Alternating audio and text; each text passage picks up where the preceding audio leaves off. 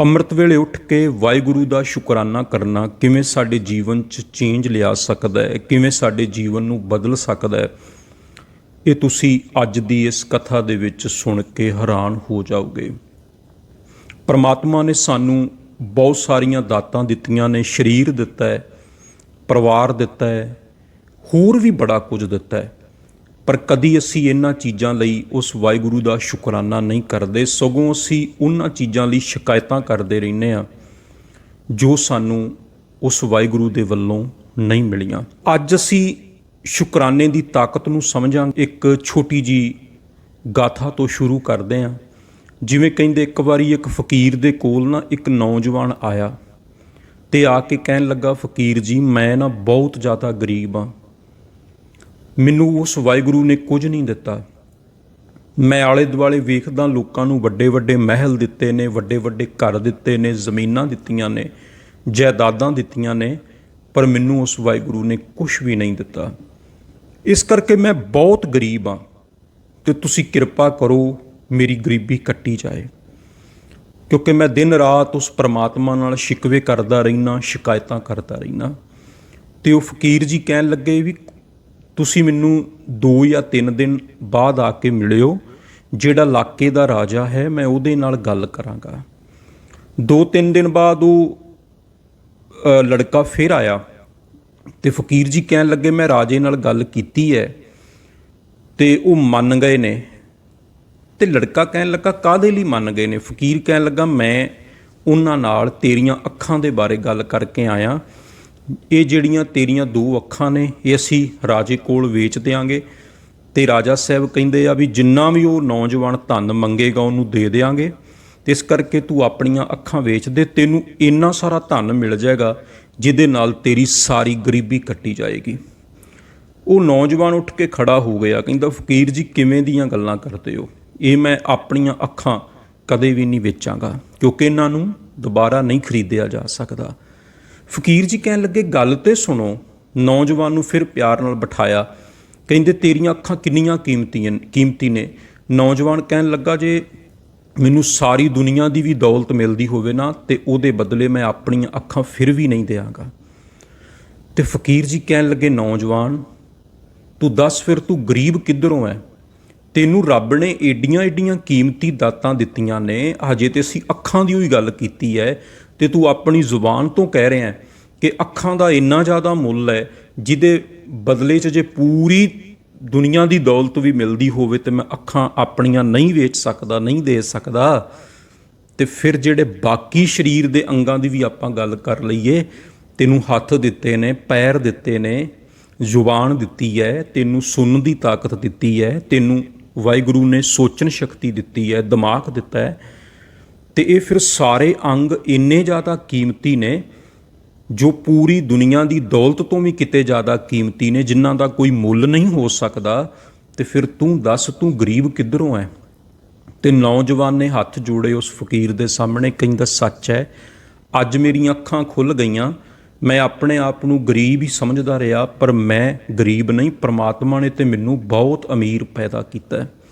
ਔਰ ਸੱਚਮੁੱਚ ਉਹ ਵਾਹਿਗੁਰੂ ਸਭ ਨੂੰ ਬਹੁਤ ਜ਼ਿਆਦਾ ਅਮੀਰ ਪੈਦਾ ਕਰਦਾ ਹੈ। ਇਸ ਤਰ੍ਹਾਂ ਦੇ ਅੰਗ ਸਰੀਰ ਦੇ ਕੇ ਭੇਜਦਾ ਹੈ, ਇਸ ਤਰ੍ਹਾਂ ਦੀਆਂ ਦਾਤਾਂ ਦੇ ਕੇ ਭੇਜਦਾ ਹੈ ਜਿਹਦਾ ਕੋਈ ਮੁੱਲ ਨਹੀਂ ਹੋ ਸਕਦਾ। ਪਰ ਅਸੀਂ ਦੁਨੀਆ ਦੇ ਵਿੱਚ ਜਿਹੜੇ ਅਮੀਰੀ ਤੇ ਗਰੀਬੀ ਦੇ ਪੈਰਾਮੀਟਰ ਨੇ ਉਹ ਹੋਰ ਤਰੀਕੇ ਨਾਲ ਬਣਾਏ ਹੋਏ ਹੈ। ਅਸੀਂ ਦੁਨਿਆਵੀ ਧਨ ਪਦਾਰਥ ਵੇਖ ਕੇ ਕਹਿੰਦੇ ਹਾਂ ਕਿ ਫਲਾਣਾ ਅਮੀਰ ਹੈ, ਫਲਾਣਾ ਗਰੀਬ ਹੈ, ਜਾਂ ਆਪਣੇ ਬਾਰੇ ਵੀ ਸੋਚਦੇ ਹਾਂ। ਪਰ ਵਾਹਿਗੁਰੂ ਹਰ ਇੱਕ ਬੱਚੇ ਨੂੰ ਜਦੋਂ ਇਸ ਧਰਤੀ 'ਤੇ ਭੇਜਦਾ ਹੈ, ਇਸ ਤਰ੍ਹਾਂ ਦੇ ਕੀਮਤੀ ਅੰਗ ਦੇ ਕੇ ਭੇਜਦਾ ਹੈ ਜਿਨ੍ਹਾਂ ਨੂੰ ਨਾ ਦੁਬਾਰਾ ਮੁੱਲ ਖਰੀਦਿਆ ਜਾ ਸਕਦਾ ਹੈ ਤੇ ਨਾ ਜਿਨ੍ਹਾਂ ਨੂੰ ਕਦੇ ਦੁਬਾਰਾ ਉਸ ਤਰ੍ਹਾਂ ਦਾ ਬਣਾਇਆ ਜਾ ਸਕਦਾ ਹੈ। ਇਸ ਕਰਕੇ ਉਹ ਨੌਜਵਾਨ ਫਕੀਰ ਜੀ ਦੇ ਅੱਗੇ ਝੁਕ ਗਿਆ, ਕਹਿੰਦਾ ਸੱਚਮੁੱਚ ਮੈਨੂੰ ਅੱਜ ਪਤਾ ਲੱਗਾ ਕਿ ਵਾਹਿਗੁਰੂ ਨੇ ਤੇ ਮੈਨੂੰ ਬੜੀਆਂ ਵੱਡੀਆਂ ਵੱਡੀਆਂ ਦਾਤਾਂ ਦਿੱਤੀਆਂ ਨੇ। ਇਹ ਸਰੀਰ, ਇਹ ਤੰਦਰੁਸਤੀ, ਇਹੀ ਸਭ ਤੋਂ ਵੱਡੀ ਅਮੀਰੀ ਹੈ, ਸਭ ਤੋਂ ਵੱਡੀ ਦੌਲਤ ਹੈ। ਇਸ ਕਰਕੇ ਗੁਰੂ ਅਰਜਨ ਦੇਵ ਸਾਹਿਬ ਜੀ ਵੀ ਸੁਖਮਨੀ ਸਾਹਿਬ ਦੀ ਬਾਣੀ ਵਿੱਚ ਇਹ ਬਚਨ ਕਰਦੇ ਹਨ। ਉਹ ਬਚਨ ਤੁਸੀਂ ਗੁਰੂ ਅਰਜਨ ਪਾਤਸ਼ਾਹ ਜੀ ਦੇ ਰੋਜ਼ ਪੜ੍ਹਦੇ ਹੋ, ਸੁਣਦੇ ਵੀ ਹੋ, 10 ਵਸਤੂ ਲੈ ਪਾਛੈ ਪਾਵੈ,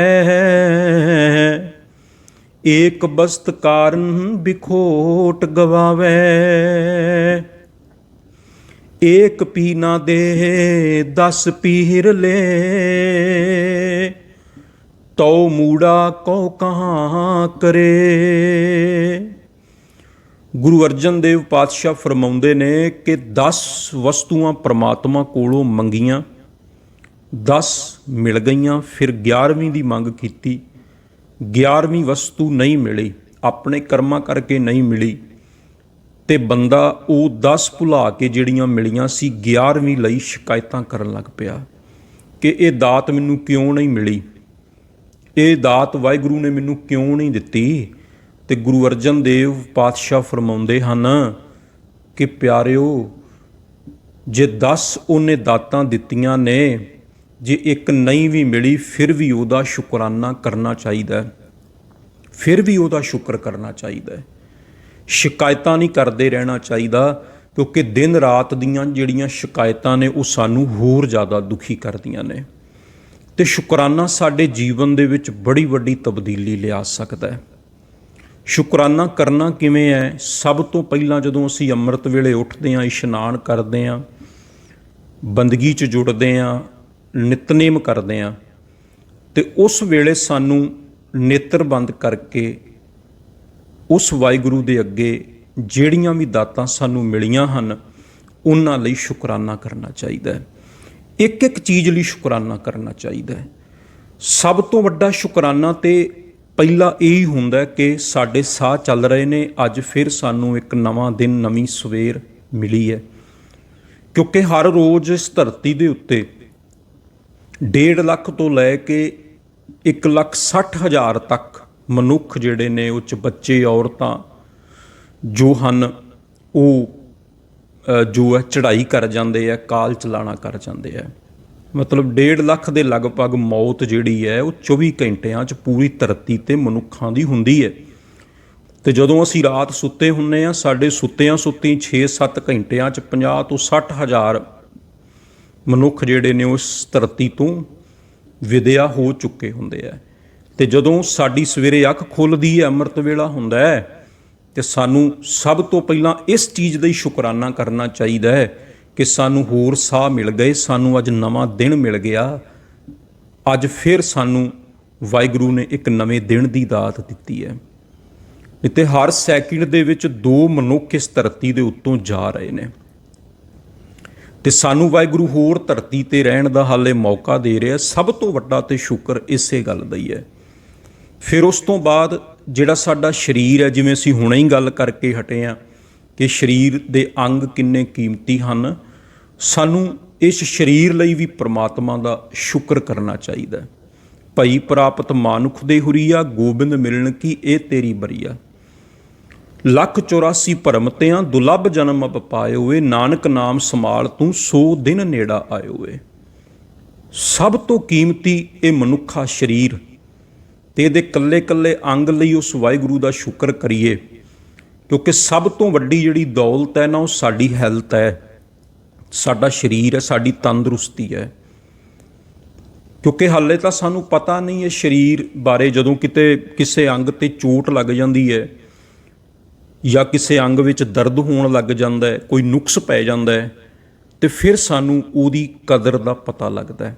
ਤੇ ਸਾਨੂੰ ਪਤਾ ਹੀ ਨਹੀਂ ਹੁੰਦਾ ਵੀ ਇਹ ਜਿਹੜੇ ਪੈਰ ਨੇ ਕਿੰਨੇ ਕੀਮਤੀ ਨੇ, ਹੱਥ ਕਿੰਨੇ ਕੀਮਤੀ ਹਨ, ਅੱਖਾਂ ਕਿੰਨੀਆਂ ਕੀਮਤੀ ਹਨ, ਕੰਨ ਕਿੰਨੇ ਕੀਮਤੀ ਹਨ, ਜ਼ੁਬਾਨ ਕਿੰਨੀ ਕੀਮਤੀ ਹੈ।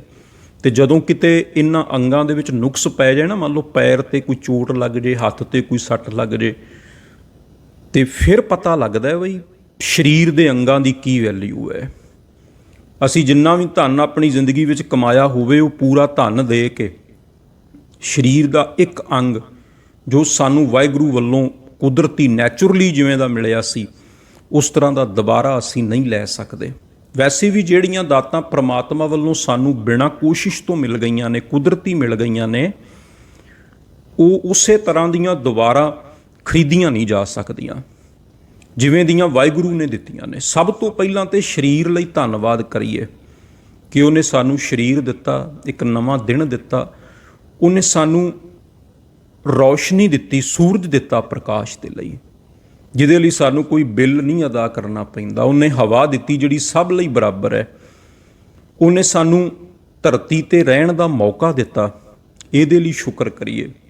ਰੁੱਖ ਬੂਟੇ ਦਿੱਤੇ, ਨੇਕਾਂ ਤਰ੍ਹਾਂ ਦੇ ਭੋਜਨ ਦਿੱਤੇ। ਜੇ ਪ੍ਰਸਾਦ 36 ਅੰਮ੍ਰਿਤ ਖਾਹੇ, ਤਿਸ ਠਾਕੁਰ ਕੋ ਰਖ ਮਨ ਮਾਹੇ। ਸੁਖਮਣੀ ਸਾਹਿਬ ਦੀ ਇੱਕ ਅਸ਼ਟਪਦੀ ਵਿੱਚ ਗੁਰੂ ਅਰਜਨ ਦੇਵ ਸਾਹਿਬ ਪਾਤਸ਼ਾਹ ਜੀ ਨੇ ਕਿੰਨੀਆਂ ਹੀ ਉਹ ਦਾਤਾਂ ਦਾ ਜ਼ਿਕਰ ਕੀਤਾ ਹੈ ਜਿਹੜੀਆਂ ਉਸ ਵਾਹਿਗੁਰੂ ਵੱਲੋਂ ਮਿਲੀਆਂ ਹਨ, ਤੇ ਉਹਨਾਂ ਦਾਤਾਂ ਲਈ ਸਾਨੂੰ ਉਸ ਵਾਹਿਗੁਰੂ ਦਾ ਸ਼ੁਕਰ ਕਰਨਾ ਚਾਹੀਦਾ ਹੈ। ਫਿਰ ਉਹਨੇ ਅੱਗੇ ਸਾਨੂੰ ਪਰਿਵਾਰ ਦਿੱਤਾ, ਮਾਂ ਪਿਓ ਦਿੱਤਾ, ਤੇ ਹੋਰ ਪਰਿਵਾਰ ਦੇ ਜੀਅ ਦਿੱਤੇ, ਬੱਚੇ ਦਿੱਤੇ। ਉਹਨਾਂ ਸਾਰਿਆਂ ਦੇ ਲਈ ਸ਼ੁਕਰ ਕਰੋ। ਰਹਿਣ ਲਈ ਘਰ ਦਿੱਤਾ, ਕਿਉਂਕਿ ਜਦੋਂ ਅਸੀਂ ਉਸ ਵਾਹਿਗੁਰੂ ਦਾ ਸ਼ੁਕਰਾਨਾ ਕਰਨੇ ਆ ਨਾ, ਉਹਦੇ ਨਾਲ ਕੀ ਹੁੰਦਾ ਹੈ, ਇੱਕ ਤੇ ਅੰਦਰ ਸੰਤੋਖ ਆਉਂਦਾ ਹੈ, ਸਬਰ ਆਉਂਦਾ ਹੈ। ਸਭ ਤੋਂ ਵੱਡੀ ਗੱਲ ਤੇ ਇਹ ਹੈ, ਜਦੋਂ ਸ਼ੁਕਰਾਨਾ ਕਰਨੇ ਆ, ਵੈਸੇ ਤਾਂ ਵੇਖੋ 24 ਘੰਟਿਆਂ 'ਚ ਬੰਦਾ ਸ਼ਿਕਾਇਤਾਂ ਹੀ ਕਰਦਾ ਰਹਿੰਦਾ। ਬਾਕੀ ਜਿਹੜਾ ਵੀ ਸਾਡਾ ਸਮਾਂ ਹੁੰਦਾ, ਪੂਰਾ ਦਿਨ ਲਾ ਲਓ ਜਾਂ ਜਦੋਂ ਵੀ ਅਸੀਂ ਜਾਗਦੇ ਹੁੰਦੇ ਆ, ਉਦੋਂ ਸਾਡੇ ਅੰਦਰ ਇਹੀ ਵਿਚਾਰ ਚੱਲਦੇ ਰਹਿੰਦੇ ਆ ਵੀ ਆਹ ਚੀਜ਼ ਨਹੀਂ ਮਿਲੀ, ਉਹ ਚੀਜ਼ ਨਹੀਂ ਮਿਲੀ, ਆਹ ਇੱਛਾ ਵਾਹਿਗੁਰੂ ਪੂਰੀ ਕਰਦੇ, ਆਹ ਚੀਜ਼ ਮੈਨੂੰ ਮਿਲ ਜਾਏ। ਪਰ ਪਿਆਰਿਓ, ਅੰਮ੍ਰਿਤ ਵੇਲੇ ਦਾ ਹੀ ਇੱਕ ਸਮਾਂ ਹੈ ਜਦੋਂ ਅਸੀਂ ਵਾਹਿਗੁਰੂ ਦਾ ਸ਼ੁਕਰ ਕਰਦੇ ਹਾਂ, ਔਰ ਕੱਲੀ ਕੱਲੀ ਚੀਜ਼ ਲਈ ਸ਼ੁਕਰ ਕਰਦੇ ਹਾਂ। ਉਹ ਚਾਹੇ 10 ਮਿੰਟ ਲਾ ਲਓ, 15 ਮਿੰਟ ਲਾ ਲਓ, ਅੱਧਾ ਘੰਟਾ ਲਾ ਲਓ।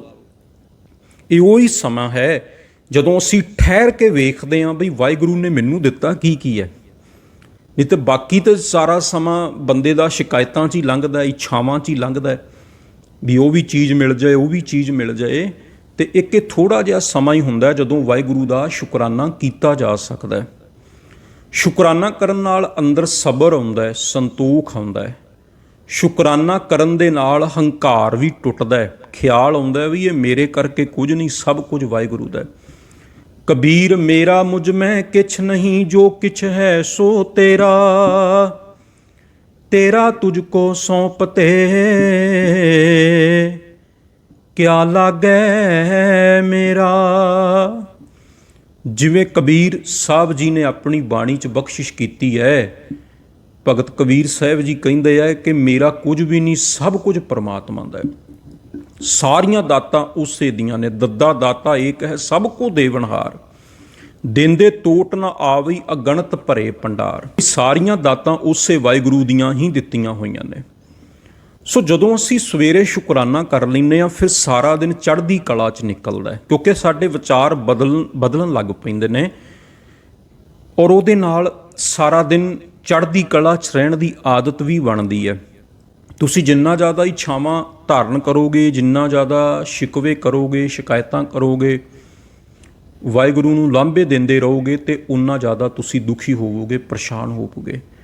ਤੇ ਜਿੰਨਾ ਜ਼ਿਆਦਾ ਤੁਸੀਂ ਸ਼ੁਕਰ ਵਿੱਚ ਰਹੋਗੇ, ਉਨਾ ਜ਼ਿਆਦਾ ਤੁਹਾਡੇ ਜੀਵਨ ਵਿੱਚ ਆਨੰਦ ਆਏਗਾ, ਜੀਵਨ ਦੇ ਵਿੱਚ ਬਹੁਤ ਵੱਡਾ ਪਰਿਵਰਤਨ ਆਏਗਾ। ਵੇਖੋ, ਜਿੰਨੀਆਂ ਵੀ ਸਾਨੂੰ ਵਾਹਿਗੁਰੂ ਨੇ ਦਾਤਾਂ ਦਿੱਤੀਆਂ ਨੇ ਨਾ, ਜੇ ਤੁਸੀਂ ਕੱਲੀ ਕੱਲੀ ਚੀਜ਼ ਲਈ ਕਦੇ ਸੋਚੋ, ਤੇ ਦੁਨੀਆ ਦੇ ਵਿੱਚ ਇੱਕ ਇੱਕ ਚੀਜ਼ ਜਿਹੜੀ ਸਾਨੂੰ ਵਾਹਿਗੁਰੂ ਨੂੰ ਦਿੱਤੀ ਹੈ, ਉਹ ਪੂਰੀ ਦੁਨੀਆ ਦੇ ਵਿੱਚ ਬਹੁਤ ਸਾਰੇ ਮਨੁੱਖ ਨੇ ਹੋਣਗੇ ਜਿਨ੍ਹਾਂ ਦੇ ਕੋਲ ਉਹ ਚੀਜ਼ ਨਹੀਂ ਹੋਏਗੀ। ਉਹ ਚਾਹੇ ਅੱਖਾਂ ਨੇ, ਸਾਰੀ ਦੁਨੀਆ ਵਿੱਚ ਬਹੁਤ ਸਾਰੇ ਲੋਕ ਨੇ ਜਿਹੜੇ ਵੇਖ ਨਹੀਂ ਸਕਦੇ, ਚਾਹੇ ਜ਼ੁਬਾਨ ਹੈ, ਚਾਹੇ ਕੰਨ ਨੇ, ਚਾਹੇ ਹੱਥ ਨੇ, ਚਾਹੇ ਪੈਰ ਨੇ, ਚਾਹੇ ਘਰ ਹੈ, ਚਾਹੇ ਪਰਿਵਾਰ ਹੈ, ਚਾਹੇ ਔਲਾਦ ਹੈ, ਚਾਹੇ ਮਾਂ ਪਿਓ ਹੈ, ਕੁਛ ਵੀ ਹੈ, ਚਾਹੇ ਤੰਦਰੁਸਤੀ ਹੈ, ਚਾਹੇ ਸੋਚਣ ਸ਼ਕਤੀ ਹੈ, ਕੁਛ ਵੀ ਹੈ।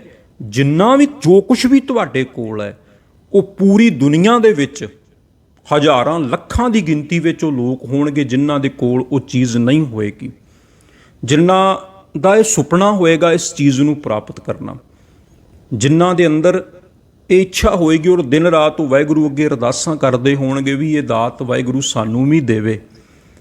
ਪਰ ਉਹ ਸਾਡੇ ਕੋਲ ਹੈ, ਸਾਨੂੰ ਉਹਦੀ ਕਦਰ ਦਾ ਪਤਾ ਨਹੀਂ ਹੁੰਦਾ। ਤੇ ਜਦੋਂ ਸ਼ੁਕਰਾਨਾ ਕਰਦੇ ਹਾਂ, ਉਦੋਂ ਅੰਦਰ ਸੰਤੋਖ ਪੈਦਾ ਹੁੰਦਾ ਹੈ, ਸਬਰ ਪੈਦਾ ਹੁੰਦਾ ਹੈ, ਇਸ ਤਰ੍ਹਾਂ ਦਾ ਅਹਿਸਾਸ ਪੈਦਾ ਹੁੰਦਾ ਹੈ ਜਿਹਦੇ ਨਾਲ ਅਸੀਂ ਉਸ ਵਾਹਿਗੁਰੂ ਨੂੰ ਧੰਨਵਾਦ ਦੇ ਸਕਦੇ ਹਾਂ। ਤੇ ਬਾਕੀ ਤੇ ਸਾਰਾ ਦਿਨ ਜੋ ਹੈ ਉਹ ਸਾਡਾ ਇੱਛਾਵਾਂ ਦੇ ਬੋਝ ਥੱਲੇ ਹੀ ਲੰਘਦਾ ਰਹਿੰਦਾ। ਕਿਉਂਕਿ ਜੇ ਤੁਸੀਂ ਧਰਮ ਦੇ ਰਾਹ ਦੇ ਵਿੱਚ ਵੀ ਇੱਕ ਉੱਚੀ ਉਡਾਰੀ ਲਾਉਣੀ ਚਾਹੁੰਦੇ ਹੋ ਨਾ, ਤੇ ਉਹਦੇ ਲਈ ਸ਼ੁਕਰਾਨੇ ਦੀ ਤਾਕਤ ਚਾਹੀਦੀ ਹੈ, ਕਿਉਂਕਿ ਜਿਹੜੀਆਂ ਇੱਛਾਵਾਂ ਨੇ ਉਹ ਤੇ ਸਾਨੂੰ ਹੋਰ ਜ਼ਿਆਦਾ ਭਾਰੀ ਕਰ ਦਿੰਦੀਆਂ ਨੇ। ਜਿਹੜੇ ਸ਼ਿਕਵੇ ਸ਼ਿਕਾਇਤਾਂ ਨੇ ਉਹ ਤੇ ਸਾਨੂੰ ਹੋਰ ਜ਼ਿਆਦਾ ਭਾਰੀ ਕਰ ਦਿੰਦੇ ਨੇ, ਜਿਹਦੇ ਕਰਕੇ ਉਡਾਰੀ ਭਰੀ ਹੋਈ ਨਹੀਂ ਜਾ ਸਕਦੀ। ਜਿਵੇਂ ਤੁਸੀਂ ਵੇਖਦੇ ਹੋ ਨਾ, ਵੀ ਇੱਕ ਉਦਾਹਰਨ ਤੋਂ ਅਸੀਂ ਸਮਝਦੇ ਹਾਂ, ਅਸੀਂ ਬੱਸ 'ਤੇ ਸਫ਼ਰ ਕਰਨਾ ਹੋਵੇ, ਟ੍ਰੇਨ 'ਤੇ ਸਫ਼ਰ ਕਰਨਾ ਹੋਵੇ, ਕਦੇ ਵੀ ਅਸੀਂ ਇੰਨਾ ਧਿਆਨ ਨਹੀਂ ਦਿੰਦੇ ਵੀ ਜਿਹੜਾ ਅਸੀਂ ਸਮਾਨ ਲੈ ਕੇ ਜਾ ਰਹੇ ਹਾਂ ਉਹਦਾ ਵੇਟ ਕਿੰਨਾ ਹੈ। ਇੱਕੋ ਇੱਕ ਜਗ੍ਹਾ, ਇੱਕੋ ਇੱਕ ਇਸ ਤਰ੍ਹਾਂ ਦੀ ਯਾਤਰਾ ਹੁੰਦੀ ਹੈ ਜਿੱਥੇ ਸਾਨੂੰ ਵੇਟ ਦਾ ਜੋ ਨਾਲ ਲੈ ਕੇ ਜਾ ਰਹੇ ਹੁੰਦੇ ਆ ਉਹਦਾ ਬੜਾ ਧਿਆਨ ਰੱਖਣਾ ਪੈਂਦਾ। ਉਹ ਹੈ ਹਵਾਈ ਜਹਾਜ਼ ਦੀ ਯਾਤਰਾ। ਜਦੋਂ ਅਸੀਂ ਬਾਏ ਏਅਰ ਟਰੈਵਲ ਕਰਦੇ ਹਾਂ, ਮੰਨ ਲਓ ਅਸੀਂ ਇੱਕ ਕੰਟਰੀ ਤੋਂ ਦੂਜੀ ਕੰਟਰੀ ਜਾਂਦੇ ਹਾਂ, ਜਾਂ ਆਪਣੇ ਦੇਸ਼ ਦੇ ਅੰਦਰ ਹੀ ਇੱਕ ਸ਼ਹਿਰ ਤੋਂ ਦੂਜੇ ਸ਼ਹਿਰ ਜਾਂਦੇ ਹਾਂ, ਔਰ ਜਿਹੜਾ ਸਾਡੇ ਕੋਲ ਸਮਾਨ ਹੁੰਦਾ ਉਹ ਬਕਾਇਦਾ ਪਹਿਲਾਂ ਸਾਨੂੰ ਵੇਟ ਕਰਨਾ ਪੈਂਦਾ। ਫਿਰ ਇਹ ਵੀ ਸੋਚਦੇ ਹਾਂ ਵੀ ਜ਼ਿਆਦਾ ਹੋਵੇ ਵੀ ਚਲੋ ਫਾਲਤੂ ਕੱਢ ਦਿਓ, ਜਿਹੜਾ ਜ਼ਰੂਰੀ ਹੈ ਉਹ ਰੱਖ ਲਓ। ਅਤੇ ਕਿਉਂਕਿ ਉੱਥੇ ਵੀ ਫਿਰ ਵੇਟ ਹੁੰਦਾ। ਉਹ ਕਿਉਂ? ਕਿਉਂਕਿ ਜੇ ਤੁਸੀਂ 30-35 ਹਜ਼ਾਰ ਫੁੱਟ ਦੀ ਉਚਾਈ 'ਤੇ ਉਡਾਨ ਭਰਨੀ ਹੈ ਅਤੇ ਫਿਰ ਤੁਸੀਂ ਜੋ ਲਿਮਟ ਦੇ ਵਿੱਚ ਵੇਟ ਹੈ, ਜਿੰਨਾ ਅਲਾਊ ਹੈ ਓਨਾ ਹੀ ਲਿਜਾ ਸਕਦੇ ਹੋ।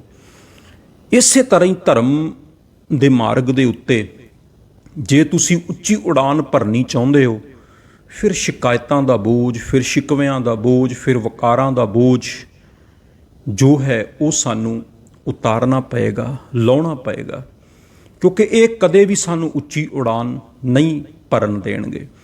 ਜੇ ਅਸੀਂ ਧਰਮ ਦੇ ਸਮੁੰਦਰ ਦੇ ਵਿੱਚ ਤੈਰਨਾ ਚਾਹੁੰਦੇ ਹਾਂ, ਫਿਰ ਜਿਹੜੇ ਨਾਲ ਅਸੀਂ ਆ ਵਕਾਰਾਂ ਦੇ ਪੱਥਰ ਬੰਨੇ ਹੋਏ ਨੇ, ਜਿਹੜਾ ਸ਼ਿਕਵੇ ਸ਼ਿਕਾਇਤਾਂ ਦਾ ਬੋਝ ਬੰਨਿਆ ਹੋਇਆ ਹੈ, ਹੰਕਾਰ ਦਾ ਬੋਝ ਚੁੱਕੀ ਫਿਰਦੇ ਹਾਂ, ਉਹ ਕਦੇ ਵੀ ਸਾਨੂੰ ਤੈਰਨ ਨਹੀਂ ਦੇਵੇਗਾ। ਉਹਦੇ ਨਾਲ ਅਸੀਂ ਹੋਰ ਡੁੱਬਾਂਗੇ। ਜਿਵੇਂ ਪਾਤਸ਼ਾਹ ਜੀ ਦਾ ਬਚਨ ਅਸੀਂ ਰੋਜ਼ ਪੜ੍ਹਦੇ ਹਾਂ ਨਾ, ਤਿਤ ਸਰਵਰੜੈ ਪਹਿਲੇ ਨਿਵਾਸਾ, ਪਾਣੀ ਪਾਵਕ ਤਿਨਹਿ ਕੀਆ, ਪੰਕਜ ਮੂਹ ਪੱਗ ਨਹੀਂ ਚਾਲੈ, ਹਮ ਦੇਖਾਂ ਤਹਿ ਡੂਬੀਅਲੇ। ਪਾਤਸ਼ਾਹ ਕਹਿੰਦੇ ਸੰਸਾਰ ਸਮੁੰਦਰ ਦੇ ਵਿੱਚ ਪਤਾ ਨਹੀਂ ਕਿੰਨੇ ਲੋਕ ਰੋਜ਼ ਜੋ ਹਨ ਉਹ ਗੋਤੇ ਖਾਂਦੇ ਹਨ। ਸੋ ਇਸ ਕਰਕੇ ਉਸ ਵਾਹਿਗੁਰੂ ਦਾ ਸਦਾ ਹੀ ਸ਼ੁਕਰ ਕਰਨਾ ਚਾਹੀਦਾ ਔਰ ਉਹਦੇ ਉੱਤੇ ਛੱਡ ਦੇਣਾ ਚਾਹੀਦਾ। ਜਪਜੀ ਸਾਹਿਬ ਦੀ ਬਾਣੀ ਵਿੱਚ ਵੀ ਗੁਰੂ ਨਾਨਕ ਦੇਵ ਸਾਹਿਬ ਜੀ ਨੇ ਇਹੀ ਬਖਸ਼ਿਸ਼ ਕੀਤੀ ਹੈ। ਇਹ ਬਚਨ ਉਹਨਾਂ ਨੇ ਕਿੰਨੀ ਵਾਰ ਦੁਹਰਾਇਆ ਹੈ। ਕੁਦਰਤ ਕਵਣ ਕਹਾਂ ਵਿਚਾਰ, ਵਾਰਿਆ ਨਾ ਜਾਵਾਂ ਏਕ ਵਾਰ, ਜੋ ਤੁਧ ਭਾਵੈ ਸਾਈ ਭਲੀ ਕਾਰ, ਤੂੰ ਸਦਾ ਸਲਾਮਤ ਨਿਰੰਕਾਰ। ਜੋ ਤੁਧ ਭਾਵੈ ਸਾਈ ਭਲੀ ਕਾਰ, ਤੂੰ ਸਦਾ ਸਲਾਮਤ ਨਿਰੰਕਾਰ। ਗੁਰੂ ਨਾਨਕ ਦੇਵ ਪਾਤਸ਼ਾਹ ਜਪਜੀ ਸਾਹਿਬ ਦੀ ਬਾਣੀ ਵਿੱਚ ਇਹ ਬਖਸ਼ਿਸ਼ ਕਰਦੇ ਹਨ ਕਿ ਹੇ ਵਾਹਿਗੁਰੂ, ਜੋ ਤੈਨੂੰ ਚੰਗਾ ਲੱਗਦਾ ਹੈ ਉਹ ਹੀ ਹੋਏਗਾ। ਸਾਡੇ ਸੋਚਣ ਨਾਲ ਕੁਝ ਨਹੀਂ ਹੋ ਸਕਦਾ। ਜੋ ਤੂੰ ਕਰਦਾ ਹੈ ਚੰਗਾ ਹੀ ਕਰਦਾ ਹੈ। ਅਸੀਂ ਜੋ ਸੋਚਦੇ ਹਾਂ, ਅਸੀਂ ਜੋ ਇੱਛਾਵਾਂ ਧਾਰਨ ਕਰਦੇ ਹਾਂ, ਉਹ ਹੋ ਸਕਦਾ ਹੈ ਗਲਤ ਹੋਣ, ਕਿਉਂਕਿ ਸਾਨੂੰ ਆਪਣੇ ਭਵਿੱਖ ਬਾਰੇ ਨਹੀਂ ਪਤਾ। ਜਿਵੇਂ ਇੱਕ ਬੜੀ ਪ੍ਰਸਿੱਧ ਇੱਕ ਸਟੋਰੀ ਜਿਹੜੀ ਇੱਕ ਰਾਈਟਰ ਦੀ ਲਿਖੀ ਹੋਈ ਹੈ, ਵੈਸੇ ਉਹ ਸਮਝਾਉਣ ਵਾਸਤੇ ਹੀ ਹੈ, ਜਿਹਦੇ ਨਾਲ ਅਸੀਂ ਇਹ ਗੱਲ ਸਮਝ ਸਕਦੇ ਹਾਂ ਕਿ ਵਾਹਿਗੁਰੂ ਜੋ ਕਰਦਾ ਚੰਗਾ ਹੀ ਕਰਦਾ। ਜਿਵੇਂ ਕਹਿੰਦੇ ਇੱਕ ਵਾਰੀ ਨਾ ਮੌਤ ਦੇ ਫਰਿਸ਼ਤੇ ਨੇ ਆਪਣੇ ਇੱਕ ਦੂਤ ਨੂੰ ਧਰਤੀ 'ਤੇ ਭੇਜਿਆ ਵੀ ਇੱਕ ਉਹ ਜਿਹੜੀ ਫਲਾਣੀ ਔਰਤ ਹੈ ਧਰਤੀ ਦੇ ਉੱਤੇ, ਜਿਹਦੀ ਮੌਤ ਹੋ ਚੁੱਕੀ ਹੈ, ਉਹਦੀ ਆਤਮਾ ਨੂੰ, ਜਿਹੜੀ ਔਰਤ ਹੈ ਜਿਹਦੀ ਗੋਦ ਵਿੱਚ 3 ਜੁੜਵਾ ਬੱਚੀਆਂ ਲੜਕੀਆਂ ਬੈਠੀਆਂ ਹੋਈਆਂ ਨੇ, ਉਹਨੂੰ ਲੈ ਕੇ ਆਓ। ਮਤਲਬ ਉਹਨੂੰ ਮਾਰ ਕੇ ਉਹਦੀ ਆਤਮਾ ਨੂੰ ਲੈ ਕੇ ਆਓ। ਉਹ ਜਿਹੜਾ ਦੂਤ ਸੀ ਉਹ ਧਰਤੀ 'ਤੇ ਆਉਂਦਾ, ਵੇਖਦਾ, ਨੇੜੇ ਆਉਂਦਾ, ਅਤੇ ਉਹ ਔਰਤ ਜਿਹਦੀ ਗੋਦ ਵਿੱਚ 3 ਬੱਚੀਆਂ ਨੇ, ਇੱਕ ਬੱਚੀ ਰੋ ਰਹੀ ਹੈ, ਇੱਕ ਬੱਚੀ ਦੁੱਧ ਪੀ ਰਹੀ ਹੈ, ਇੱਕ ਸੌਂ ਚੁੱਕੀ ਹੈ, ਪਰ ਉਹਨੂੰ ਤਰਸ ਆ ਜਾਂਦਾ। ਉਹ ਛੱਡ ਕੇ ਵਾਪਸ ਤੁਰ ਜਾਂਦਾ ਹੈ ਬਈ ਇਹ ਜੇ ਮੈਂ ਇਸ ਔਰਤ ਦੀ ਆਤਮਾ ਨੂੰ ਲੈ ਕੇ ਗਿਆ ਤੇ 3 ਬੱਚੀਆਂ ਜਿਹੜੀਆਂ ਨੇ ਰੁਲ ਜਾਣਗੀਆਂ। ਉਹ ਜਾ ਕੇ ਵਾਪਸ ਮੌਤ ਦੇ ਫਰਿਸ਼ਤੇ ਨੂੰ ਕਹਿੰਦਾ ਵੀ ਇਹ ਕੰਮ ਮੈਂ ਨਹੀਂ ਕਰ ਸਕਦਾ, ਕਿਉਂਕਿ ਮੈਨੂੰ ਤਰਸ ਆ ਗਿਆ ਅਤੇ ਉਹ ਔਰਤ ਦੀ ਹਾਲਤ ਮੈਂ ਵੇਖ ਨਹੀਂ ਸਕਿਆ, ਅਤੇ ਇਸ ਕਰਕੇ ਉਹ 3 ਬੱਚੀਆਂ ਮੈਂ ਉਹਨਾਂ ਨੂੰ ਰੋਂਦਿਆਂ ਨਹੀਂ ਵੇਖ ਸਕਦਾ, ਮੈਂ ਨਹੀਂ ਲੈ ਕੇ ਆਇਆ। ਮੌਤ ਦੇ ਫਰਿਸ਼ਤੇ ਨੂੰ ਗੁੱਸਾ ਚੜਿਆ, ਕਹਿੰਦਾ ਤੂੰ ਵਾਹਿਗੁਰੂ ਤੋਂ, ਉਸ ਪਰਮਾਤਮਾ ਤੋਂ ਵੱਡਾ ਹੋ ਗਿਆ, ਕਿਉਂਕਿ ਉਹਨੇ ਚੰਗਾ ਹੀ ਸੋਚਿਆ ਹੋਣਾ, ਪਰ ਤੂੰ ਵਿੱਚ ਆਪਣੀ ਸੋਚ ਦਾ ਅੜਿੱਕਾ ਅੜਾ ਰਿਹਾ ਹੈ। ਜਾਂ ਤੈਨੂੰ ਸਜ਼ਾ ਦਿੱਤੀ ਜਾਏਗੀ, ਤੈਨੂੰ ਮੈਂ ਧਰਤੀ ਤੇ ਭੇਜਦਾ, ਜਿੰਨਾ ਚਿਰ ਤੂੰ ਆਪਣੀ ਮੂਰਖਤਾ ਤੇ 3 ਵਾਰੀ ਹੱਸ ਨਹੀਂ ਲੈਂਦਾ ਉਨਾ ਚਿਰ ਤੇਰੀ ਸਜ਼ਾ ਇਹ ਮਾਫ ਨਹੀਂ ਹੋਏਗੀ। ਉਹ ਦੂਤ ਨੂੰ ਧਰਤੀ ਤੇ ਸੁੱਟ ਦਿੱਤਾ ਜਾਂਦਾ। ਉਧਰ ਉਸ ਔਰਤ ਦੀ ਮੌਤ ਵੀ ਹੋ ਜਾਂਦੀ ਹੈ, ਕਿਉਂਕਿ ਹੋਰ ਦੂਤ ਭੇਜ ਕੇ ਉਸ ਔਰਤ ਦੀ ਆਤਮਾ ਨੂੰ ਬੁਲਾ ਲਿਆ ਜਾਂਦਾ। ਇਹਨੂੰ ਧਰਤੀ ਤੇ ਸੁੱਟ ਦਿੱਤਾ ਜਾਂਦਾ। ਇੱਕ ਰਾਹ ਤੇ ਪਿਆ ਹੁੰਦਾ, ਪਾਟੇ ਪੁਰਾਣੇ ਦੇ ਸਰੀਰ ਤੇ ਕੱਪੜੇ ਹੁੰਦੇ ਨੇ, ਜਿਹੜਾ ਦੂਤ ਤੇ ਧਰਤੀ ਤੇ ਆਉਂਦਾ ਔਰ ਸੜਕ ਦੇ ਕਿਨਾਰੇ ਤੇ ਪਿਆ ਠੰਡ ਦੇ ਵਿੱਚ ਕੰਬ ਰਿਹਾ ਹੁੰਦਾ। ਉਧਰੋਂ ਇੱਕ ਮਨੁੱਖ ਜਿਹੜਾ ਜੁੱਤੀਆਂ ਗੰਢਣ ਦਾ ਕੰਮ ਕਰਦਾ ਸੀ, ਉਹ ਕੁਝ ਪੈਸੇ ਲੈ ਕੇ ਬਾਜ਼ਾਰ ਵੱਲ ਜਾ ਰਿਹਾ ਸੀ ਆਪਣੇ ਬੱਚਿਆਂ ਦੇ ਵਾਸਤੇ ਸਰਦੀ ਦੇ ਕੱਪੜੇ ਖਰੀਦਣ ਵਾਸਤੇ। ਉਹਦੀ ਲੰਘਦਿਆਂ ਨਜ਼ਰ ਪੈਂਦੀ ਹੈ ਵੀ ਆਹ ਬੰਦਾ ਰਾਹ ਤੇ ਪਿਆ, ਬੜਾ ਗਰੀਬ ਹੈ, ਪਾਟੇ ਪੁਰਾਣੇ ਸਰੀਰ ਤੇ ਕੱਪੜੇ ਨੇ, ਕਿਉਂ ਨਾ ਮੈਂ ਇਹਨਾਂ ਪੈਸਿਆਂ ਨਾਲ ਇਹਨੂੰ ਹੀ ਕੱਪੜੇ ਖਰੀਦ ਦਿਆਂ, ਭਲਾ ਹੋ ਜਾਏਗਾ। ਉਹ ਬਾਜ਼ਾਰ ਵਿੱਚੋਂ ਜਾਂਦਾ, ਇਹਦੇ ਜਿਹੜੀ ਕੱਪੜੇ ਖਰੀਦ ਲਿਆਉਂਦਾ, ਕੰਬਲ ਖਰੀਦ ਲਿਆਉਂਦਾ, ਇਹਨੂੰ ਦੇ ਦਿੰਦਾ ਤੇ ਨਾਲੇ ਕਹਿੰਦਾ ਤੁਸੀਂ ਮੇਰੇ ਨਾਲ ਮੇਰੇ ਘਰ ਚੱਲੋ, ਤੁਹਾਡੇ ਕੋਲ ਜੇ ਰਹਿਣ ਦਾ ਕੋਈ ਟਿਕਾਣਾ ਨਹੀਂ, ਮੇਰੇ ਘਰ ਵਿੱਚ ਚੱਲ ਕੇ ਰਹੋ। ਇਹ ਮਨੁੱਖ ਇਸ ਦੂਤ ਨੂੰ ਆਪਣੇ ਘਰ 'ਚ ਲੈ ਆਉਂਦਾ। ਜਦੋਂ ਘਰ ਪਹੁੰਚਦਾ ਹੈ, ਘਰ ਵਾਲੀ ਨੂੰ ਪਤਾ ਲੱਗਦਾ ਵੀ ਨਾਲ ਇੱਕ ਮਨੁੱਖ ਜੋ ਹੈ ਇਹ ਹੋਰ ਆ ਗਿਆ, ਜਿਹਦੇ ਸਰੀਰ ਤੇ ਕੁਝ ਚੱਜ ਦੇ ਕੱਪੜੇ ਵੀ ਨਹੀਂ, ਤੇ ਨਾਲੇ ਮੇਰਾ ਘਰ ਵਾਲਾ ਜਿਹੜੇ ਬੱਚਿਆਂ ਲਈ ਪੈਸੇ ਲੈ ਕੇ ਗਿਆ ਸੀ ਕੱਪੜਿਆਂ ਲਈ, ਉਹ ਸਾਰੇ ਕੱਪੜੇ ਇਹਨੂੰ ਖਰੀਦ ਕੇ ਦੇਤੇ ਹੈ। ਉਹ ਬੜਾ ਝਗੜਾ ਕਰਦੀ ਹੈ, ਆਪਣੇ ਪਤੀ ਨਾਲ ਬਹੁਤ ਲੜਦੀ ਹੈ। ਹੁਣ ਇਹ ਦੂਤ ਉਸ ਵੇਲੇ ਖਿੜਖੜਾ ਕੇ ਹੱਸਦਾ, ਤੇ ਜਿਹੜਾ ਉਹ ਘਰ ਵਾਲਾ ਮਾਲਕ ਸੀਗਾ ਉਹ ਪੁੱਛਦਾ ਹੈ ਜਿਹੜਾ ਇਹਨੂੰ ਨਾਲ ਲੈ ਕੇ ਆਇਆ ਸੀ ਵੀ ਹੱਸਿਆ ਕਿਉਂ, ਤੇ ਕਹਿੰਦਾ ਵੀ ਸਮਾਂ ਆਏਗਾ ਤੈਨੂੰ ਦੱਸਾਂਗਾ, ਕਿਉਂਕਿ ਹੱਸਿਆ ਇਸ ਕਰਕੇ ਸੀ, ਇਹ ਪਹਿਲੀ ਵਾਰ ਇਸ ਕਰਕੇ ਹੱਸਿਆ ਸੀ ਬਈ ਇਹਦੀ ਘਰਵਾਲੀ ਨੂੰ ਪਤਾ ਹੀ ਨਹੀਂ ਵੀ ਸਾਡੇ ਘਰ ਵਿੱਚ ਇੱਕ ਦੂਤ ਆਇਆ ਹੈ ਜੋ ਵਾਹਿਗੁਰੂ ਦੇ ਦਰ ਤੇ ਡਿਊਟੀ ਕਰਦਾ ਹੈ, ਮੌਤ ਦੇ ਫਰਿਸ਼ਤੇ ਦੇ ਦਰ ਤੇ ਡਿਊਟੀ ਕਰਦਾ ਹੈ, ਤੇ ਇਹ ਸਾਡੇ ਦਿਨ ਬਦਲਣ ਵਾਲਾ ਹੈ, ਪਰ ਇਹਨੂੰ ਆਉਣ ਵਾਲੇ ਸਮੇਂ ਬਾਰੇ ਇਸ ਔਰਤ ਨੂੰ ਪਤਾ ਨਹੀਂ। ਪਹਿਲੀ ਵਾਰ ਹੱਸਦਾ। ਚਲੋ ਜੀ ਉਹਦੇ ਘਰ 'ਚ ਰਹਿਣ ਲੱਗ ਪੈਂਦਾ। ਥੋੜ੍ਹੇ ਦਿਨਾਂ 'ਚ ਹੀ ਉਹ ਜਿਹੜਾ ਘਰ ਦਾ ਮਾਲਕ ਸੀ ਇਹਨੂੰ ਜੁੱਤੀਆਂ ਬਣਾਉਣ ਦੀ, ਗੰਢਣ ਦੀ ਜਾਚ ਵੀ ਸਿਖਾ ਦਿੰਦਾ। ਹੁਣ ਇਹ ਜਿਹੜਾ ਦੂਤ ਸੀਗਾ ਇਹ ਜੁੱਤੀਆਂ ਬਣਾਉਣ ਲੱਗ ਪੈਂਦਾ, ਕਿਉਂਕਿ ਕਲਾ ਤੇ ਉਹਦੇ 'ਚ ਹੈ ਹੀ ਸੀ, ਤੇ ਇਸ ਤਰ੍ਹਾਂ ਦੀਆਂ ਜੁੱਤੀਆਂ ਬਣਾਉਂਦਾ ਜਿਹੜੀਆਂ ਸਾਰੇ ਦੇਸ਼ ਵਿੱਚ ਪ੍ਰਸਿੱਧ ਹੋ ਜਾਂਦੀਆਂ ਨੇ, ਦੂਰ ਦੂਰ ਤੱਕ ਚਰਚਾ ਹੋ ਜਾਂਦੀ ਹੈ। ਇਹ ਜਿਹੜਾ ਘਰ ਵਾਲਾ ਮਾਲਕ ਸੀ ਇਹ ਵੀ ਬੜਾ ਅਮੀਰ ਹੋ ਜਾਂਦਾ। ਇੱਕ ਦਿਨ ਰਾਜੇ ਦੇ ਸੈਨਿਕ ਇਹਨਾਂ ਦੇ ਘਰ ਆਉਂਦੇ ਨੇ ਕੁਝ ਚਮੜਾ ਲੈ ਕੇ, ਕਹਿੰਦੇ ਨੇ ਰਾਜੇ ਲਈ ਜੁੱਤੀ ਬਣਾਉਣੀ ਹੈ, ਚਮੜਾ ਬਹੁਤ ਕੀਮਤੀ ਹੈ, ਪਰ ਯਾਦ ਰੱਖਿਓ ਜੁੱਤੀ ਬਣਾਉਣੀ ਹੈ, ਸੈਂਡਲ ਨਹੀਂ ਬਣਾਉਣੇ, ਕਿਉਂਕਿ ਸੈਂਡਲ ਉਸ ਦੇਸ਼ ਦੇ ਵਿੱਚ ਮੁਰਦਿਆਂ ਨੂੰ ਪਹਿਨਾਏ ਜਾਂਦੇ ਸੀ, ਜੁੱਤੀ ਜਿਹੜੇ ਆ ਉਹ ਜਿਉਂਦੇ ਬੰਦੇ ਪਾਉਂਦੇ ਸੀ। ਤੇ ਉਹ ਸੈਨਿਕ ਕਹਿਣ ਲੱਗੇ ਵੀ ਇਹ ਚਮੜਾ ਬੜੀ ਮੁਸ਼ਕਲ ਮਿਲਿਆ, ਦੁਬਾਰਾ ਇਸ ਤਰ੍ਹਾਂ ਦਾ ਨਹੀਂ ਮਿਲੇਗਾ, ਇਸ ਕਰਕੇ ਇਹਦੀ ਜੁੱਤੀ ਹੀ ਬਣਾਇਓ। ਚਲੋ ਜੀ ਉਹ ਕਹਿ ਕੇ ਚਲੇ ਜਾਂਦੇ ਹੈ। ਜਿਹੜਾ ਦੂਤ ਸੀ ਉਹ ਬਣਾਉਣਾ, ਉਹ ਚਮੜੇ ਤੇ ਕੰਮ ਕਰਨਾ ਸ਼ੁਰੂ ਕਰਦਾ ਹੈ, ਪਰ ਉਹ ਉਹਦੇ ਸੈਂਡਲ ਬਣਾ ਦਿੰਦਾ, ਜੁੱਤੀ ਨਾ ਬਣਾ ਕੇ ਸੈਂਡਲ ਬਣਾ ਦਿੰਦਾ ਹੈ। ਜਿਹੜਾ ਮਾਲਕ ਸੀ ਘਰ ਦਾ ਉਹ ਬਹੁਤ ਜ਼ਿਆਦਾ ਲੜਦਾ ਇਸ ਦੂਤ ਨਾਲ ਵੀ ਤੈਨੂੰ ਪਤਾ ਨਹੀਂ, ਉਹ ਸੈਨਿਕ ਕਹਿ ਕੇ ਵੀ ਗਏ ਸੀ ਵੀ ਇਹਦੇ ਸੈਂਡਲ ਜੁੱਤੀ ਬਣਾਉਣੀ ਹੈ, ਤੂੰ ਸੈਂਡਲ ਕਿਉਂ ਬਣਾਏ। ਇਹ ਫਿਰ ਉੱਚੀ ਉੱਚੀ ਹੱਸਦਾ ਜਿਹੜਾ ਦੂਤ ਸੀ, ਕਿਉਂਕਿ ਅਗਲੇ ਦਿਨ ਹੀ ਰਾਜੇ ਦੇ ਸੈਨਿਕ ਆਉਂਦੇ ਹੈ ਤੇ ਕਹਿੰਦੇ ਹੈ ਬਈ ਤੁਸੀਂ ਜਿਹੜਾ ਤੁਹਾਨੂੰ ਚਮੜਾ ਦੇ ਕੇ ਗਏ ਸੀ ਉਹਦੀ ਜੁੱਤੀ ਨਾ ਬਣਾਇਓ, ਉਹਦੇ ਸੈਂਡਲ ਬਣਾਇਓ, ਕਿਉਂਕਿ ਰਾਜਾ ਕੱਲ੍ਹ ਦਾ ਚੜ੍ਹਾਈ ਕਰ ਗਿਆ ਹੈ, ਅਚਾਨਕ ਹੀ ਉਹਦੀ ਮੌਤ ਹੋ ਗਈ ਹੈ। ਤੇ ਹੁਣ ਦੂਤ ਉਹਨੂੰ ਪਹਿਲਾਂ ਹੀ ਪਤਾ ਸੀ, ਇਸ ਕਰਕੇ ਉਹ ਖਿੜਖੜਾ ਕੇ ਹੱਸਦਾ। ਕੁਝ ਸਮਾਂ ਹੋਰ ਲੰਘਦਾ ਹੈ। ਇੱਕ ਦਿਨ ਇਹਨਾਂ ਦੀ ਦੁਕਾਨ ਦੇ ਉੱਤੇ ਇੱਕ ਰੱਥ ਆ ਕੇ ਖੜਾ ਹੁੰਦਾ ਜਿਹਦੇ 'ਚੋਂ ਇੱਕ ਔਰਤ ਉਤਰਦੀ ਹੈ, ਨਾਲ ਉਹਦੇ 3 ਜਵਾਨ ਲੜਕੀਆਂ ਹਨ ਜੋ ਆਪਣੀ ਜੁੱਤੀ ਦੇ ਆਰਡਰ ਦੇਣ ਵਾਸਤੇ ਇਹਨਾਂ ਦੀ ਦੁਕਾਨ ਦੇ ਉੱਤੇ ਆਈਆਂ ਸਨ। ਇਹ ਜਦੋਂ ਦੁਕਾਨ ਵਿੱਚ ਆਉਂਦੀਆਂ ਨੇ ਦੂਤ ਵੇਖਦਾ ਔਰ ਪਛਾਣ ਲੈਂਦਾ ਵੀ ਇਹ ਤੇ ਉਹੀ ਲੜਕੀਆਂ ਨੇ ਜਿਨ੍ਹਾਂ ਦੀ ਮਾਂ ਨੂੰ ਮੈਂ ਛੱਡ ਗਿਆ ਸੀ ਮਾਰਨ ਤੋਂ ਬਿਨਾਂ, ਔਰ ਜਿਹੜੀਆਂ ਕਦੀ ਗੋਦ ਵਿੱਚ ਪਈਆਂ ਰੋ ਰਹੀਆਂ ਸਨ।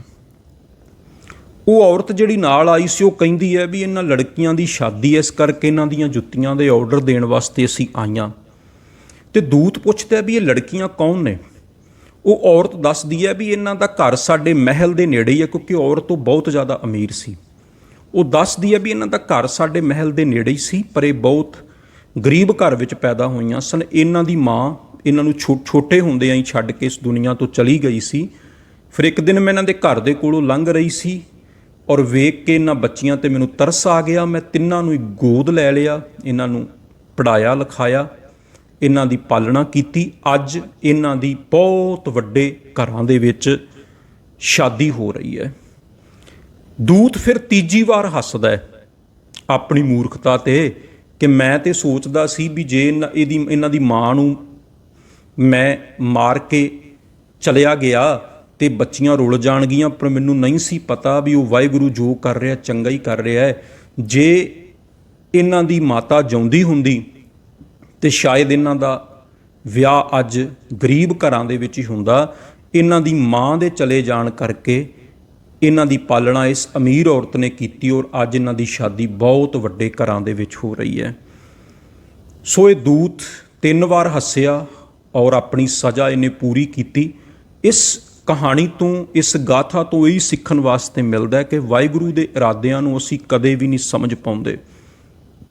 ਕੁਦਰਤ ਕਵਣ ਕਹਾਂ ਵਿਚਾਰ, ਵਾਰਿਆ ਨਾ ਜਾਵਾਂ ਏਕ ਵਾਰ, ਜੋ ਤੁਧ ਭਾਵੈ ਸਾਈ ਭਲੀ ਕਾਰ, ਤੂੰ ਸਦਾ ਸਲਾਮਤ ਨਿਰੰਕਾਰ। ਸੋ ਉਸ ਵਾਹਿਗੁਰੂ ਦਾ ਸ਼ੁਕਰਾਨਾ ਸਾਨੂੰ ਰੋਜ਼ ਕਰਨਾ ਚਾਹੀਦਾ ਹੈ, ਕੱਲੀ ਕੱਲੀ ਚੀਜ਼ ਲਈ ਕਰਨਾ ਚਾਹੀਦਾ ਹੈ। ਤੁਸੀਂ ਆਪਣੇ ਜੀਵਨ 'ਚ ਪ੍ਰੈਕਟੀਕਲ ਕਰਕੇ ਵੇਖਿਓ, ਰੋਜ਼ ਉੱਠ ਕੇ ਕੁਝ ਸਮੇਂ ਲਈ ਇੱਕ ਇੱਕ ਚੀਜ਼ ਲਈ ਉਸ ਵਾਹਿਗੁਰੂ ਦਾ ਸ਼ੁਕਰ ਕਰੋ। ਆਪਣੇ ਮਨ ਵਿੱਚ ਇੱਕ ਲਿਸਟ ਬਣਾ ਲਓ ਵੀ ਵਾਹਿਗੁਰੂ ਜੀ ਇੱਕ ਨਵਾਂ ਦਿਨ ਚੜ੍ਹਿਆ, ਇਹਦੇ ਲਈ ਸ਼ੁਕਰਾਨਾ, ਸਰੀਰ ਲਈ ਸ਼ੁਕਰਾਨਾ, ਪਰਿਵਾਰ ਲਈ ਸ਼ੁਕਰਾਨਾ। ਤੁਹਾਡਾ ਸਾਰਾ ਦਿਨ ਚੜ੍ਹਦੀ ਕਲਾ 'ਚ ਨਿਕਲੇਗਾ। ਅੱਜ ਜਦੋਂ ਅਸੀਂ ਆਪਣਾ ਜੀਵਨ ਵੇਖਦੇ ਹਾਂ ਜਾਂ ਹੋਰ ਆਲੇ ਦੁਆਲੇ ਵੀ ਨਿਗਾਹ ਮਾਰਦੇ ਹਾਂ, ਹਰ ਇੱਕ ਬੰਦਾ ਬਹੁਤ ਜ਼ਿਆਦਾ ਪ੍ਰੈਸ਼ਰ ਵਿੱਚ ਜਿਉ ਰਿਹਾ ਹੈ, ਬਹੁਤ ਜ਼ਿਆਦਾ ਟੈਨਸ਼ਨ ਦੇ ਵਿੱਚ ਜਿਉ ਰਿਹਾ ਹੈ। ਟੈਨਸ਼ਨ ਵਿੱਚ ਜਿਉਣ ਦੇ ਬਹੁਤ ਸਾਰੇ ਕਾਰਨ ਨੇ ਜਿਨ੍ਹਾਂ ਕਰਕੇ ਅਸੀਂ ਬਹੁਤ ਸਾਰੀਆਂ ਚਿੰਤਾਵਾਂ ਦੀਆਂ ਪੰਡਾਂ ਜਿਹੜੀਆਂ ਨੇ ਉਹ ਵਿਅਰਥ ਹੀ ਆਪਣੇ ਸਿਰ 'ਤੇ ਚੁੱਕੀਆਂ ਹੋਈਆਂ ਨੇ। ਜਦੋਂ ਮੰਨ ਲਓ ਸਾਡੀ ਸਵੇਰੇ ਹੀ ਅੱਖ ਖੁੱਲ੍ਹਦੀ ਹੈ ਨਾ, ਤੇ ਅੱਖ ਖੁੱਲ੍ਹਣ ਦੇ ਨਾਲ ਹੀ ਜਿਹੜਾ ਸਾਡਾ ਪਹਿਲਾ ਵਿਚਾਰ ਆਉਂਦਾ ਹੈ, ਉੱਥੋਂ ਫਿਰ ਇਸ ਤਰ੍ਹਾਂ ਦੀ ਸ਼ੁਰੂਆਤ ਹੁੰਦੀ ਹੈ। ਫਿਰ ਉਹਦੇ 'ਚੋਂ ਦੂਜਾ ਵਿਚਾਰ, ਤੀਜਾ ਵਿਚਾਰ, ਫਿਰ ਇਸੇ ਤਰ੍ਹਾਂ ਇੱਕ ਵਿਚਾਰਾਂ ਦੀ ਲੜੀ 'ਚ ਚੱਲ ਪੈਂਦੀ ਹੈ ਤੇ ਸਾਰਾ ਦਿਨ ਅਸੀਂ ਐਵੇਂ ਫਾਲਤੂ ਦੀਆਂ ਵਿਚਾਰਾਂ ਵਿੱਚ ਡੁੱਬੇ ਰਹਿੰਦੇ ਹਾਂ, ਵਿਅਰਥ ਦੀਆਂ ਚਿੰਤਾਵਾਂ ਦੇ ਵਿੱਚ ਡੁੱਬੇ ਰਹਿੰਦੇ ਹਾਂ। ਉਹਦੇ ਬਹੁਤ ਸਾਰੇ ਕਾਰਨ ਨੇ, ਕਿਉਂਕਿ ਇੱਕ ਤੇ ਅਸੀਂ ਤੁਲਨਾ ਬਹੁਤ ਜ਼ਿਆਦਾ ਕਰਦੇ ਹਾਂ। ਹਰ ਇੱਕ ਚੀਜ਼ ਦੀ ਅਸੀਂ ਤੁਲਨਾ ਕਰਦੇ ਹਾਂ, ਸੁੰਦਰਤਾ ਦੀ ਤੁਲਨਾ ਕਰਦੇ ਹਾਂ, ਧਨ ਦੀ ਤੁਲਨਾ ਕਰਦੇ ਹਾਂ, ਇੱਜ਼ਤ ਦੀ ਤੁਲਨਾ ਕਰਦੇ ਹਾਂ।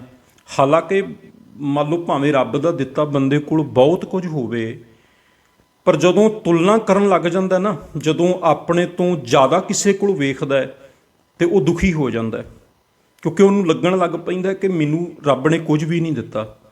ਤੇ ਸਾਰਾ ਦਿਨ ਹੀ ਆਪਣੇ ਆਪ ਨੂੰ ਤੋਲਦੇ ਰਹਿਣਾ। ਜੇ ਅਸੀਂ ਗੌਰ ਨਾਲ ਵੇਖੀਏ ਨਾ, ਤੇ ਅੱਜ ਦੇ ਬੰਦੇ ਦੇ ਦਿਮਾਗ ਦੇ ਅੰਦਰ, ਸਾਰਿਆਂ ਦੀ ਆਪਾਂ ਗੱਲ ਨਹੀਂ ਕਰਦੇ, ਪਰ ਬਹੁਤ ਤਾਤ ਅੰਦਰ ਇਹ ਹੁੰਦਾ ਹੈ ਕਿ ਇੱਕ ਤਰ੍ਹਾਂ ਦਾ ਕੰਡਾ, ਇੱਕ ਤੱਕੜੀ ਅੰਦਰ ਚੱਲਦੀ ਰਹਿੰਦੀ ਹੈ, ਜੋ ਆਪਣੇ ਆਲੇ ਦੁਆਲੇ ਦੇ ਲੋਕਾਂ ਨਾਲ, ਆਪਣੇ ਰਿਸ਼ਤੇਦਾਰਾਂ ਨਾਲ, ਮਿੱਤਰਾਂ ਸੱਜਣਾਂ ਨਾਲ ਆਪਣੇ ਆਪ ਨੂੰ ਤੋਲ ਕੇ ਵੇਖਦੀ ਰਹਿੰਦੀ ਹੈ। ਬਈ ਮੇਰੇ ਕੋਲ ਧਨ ਦਾ ਇਹਦੇ ਨਾਲੋਂ ਕਿੰਨਾ ਕੁ ਫਰਕ ਹੈ, ਮੇਰਾ ਘਰ ਇਹਦੇ ਨਾਲੋਂ ਛੋਟਾ ਹੈ ਕਿ ਵੱਡਾ ਹੈ, ਮੇਰੀ ਕਾਰ ਛੋਟੀ ਕਿ ਵੱਡੀ ਹੈ।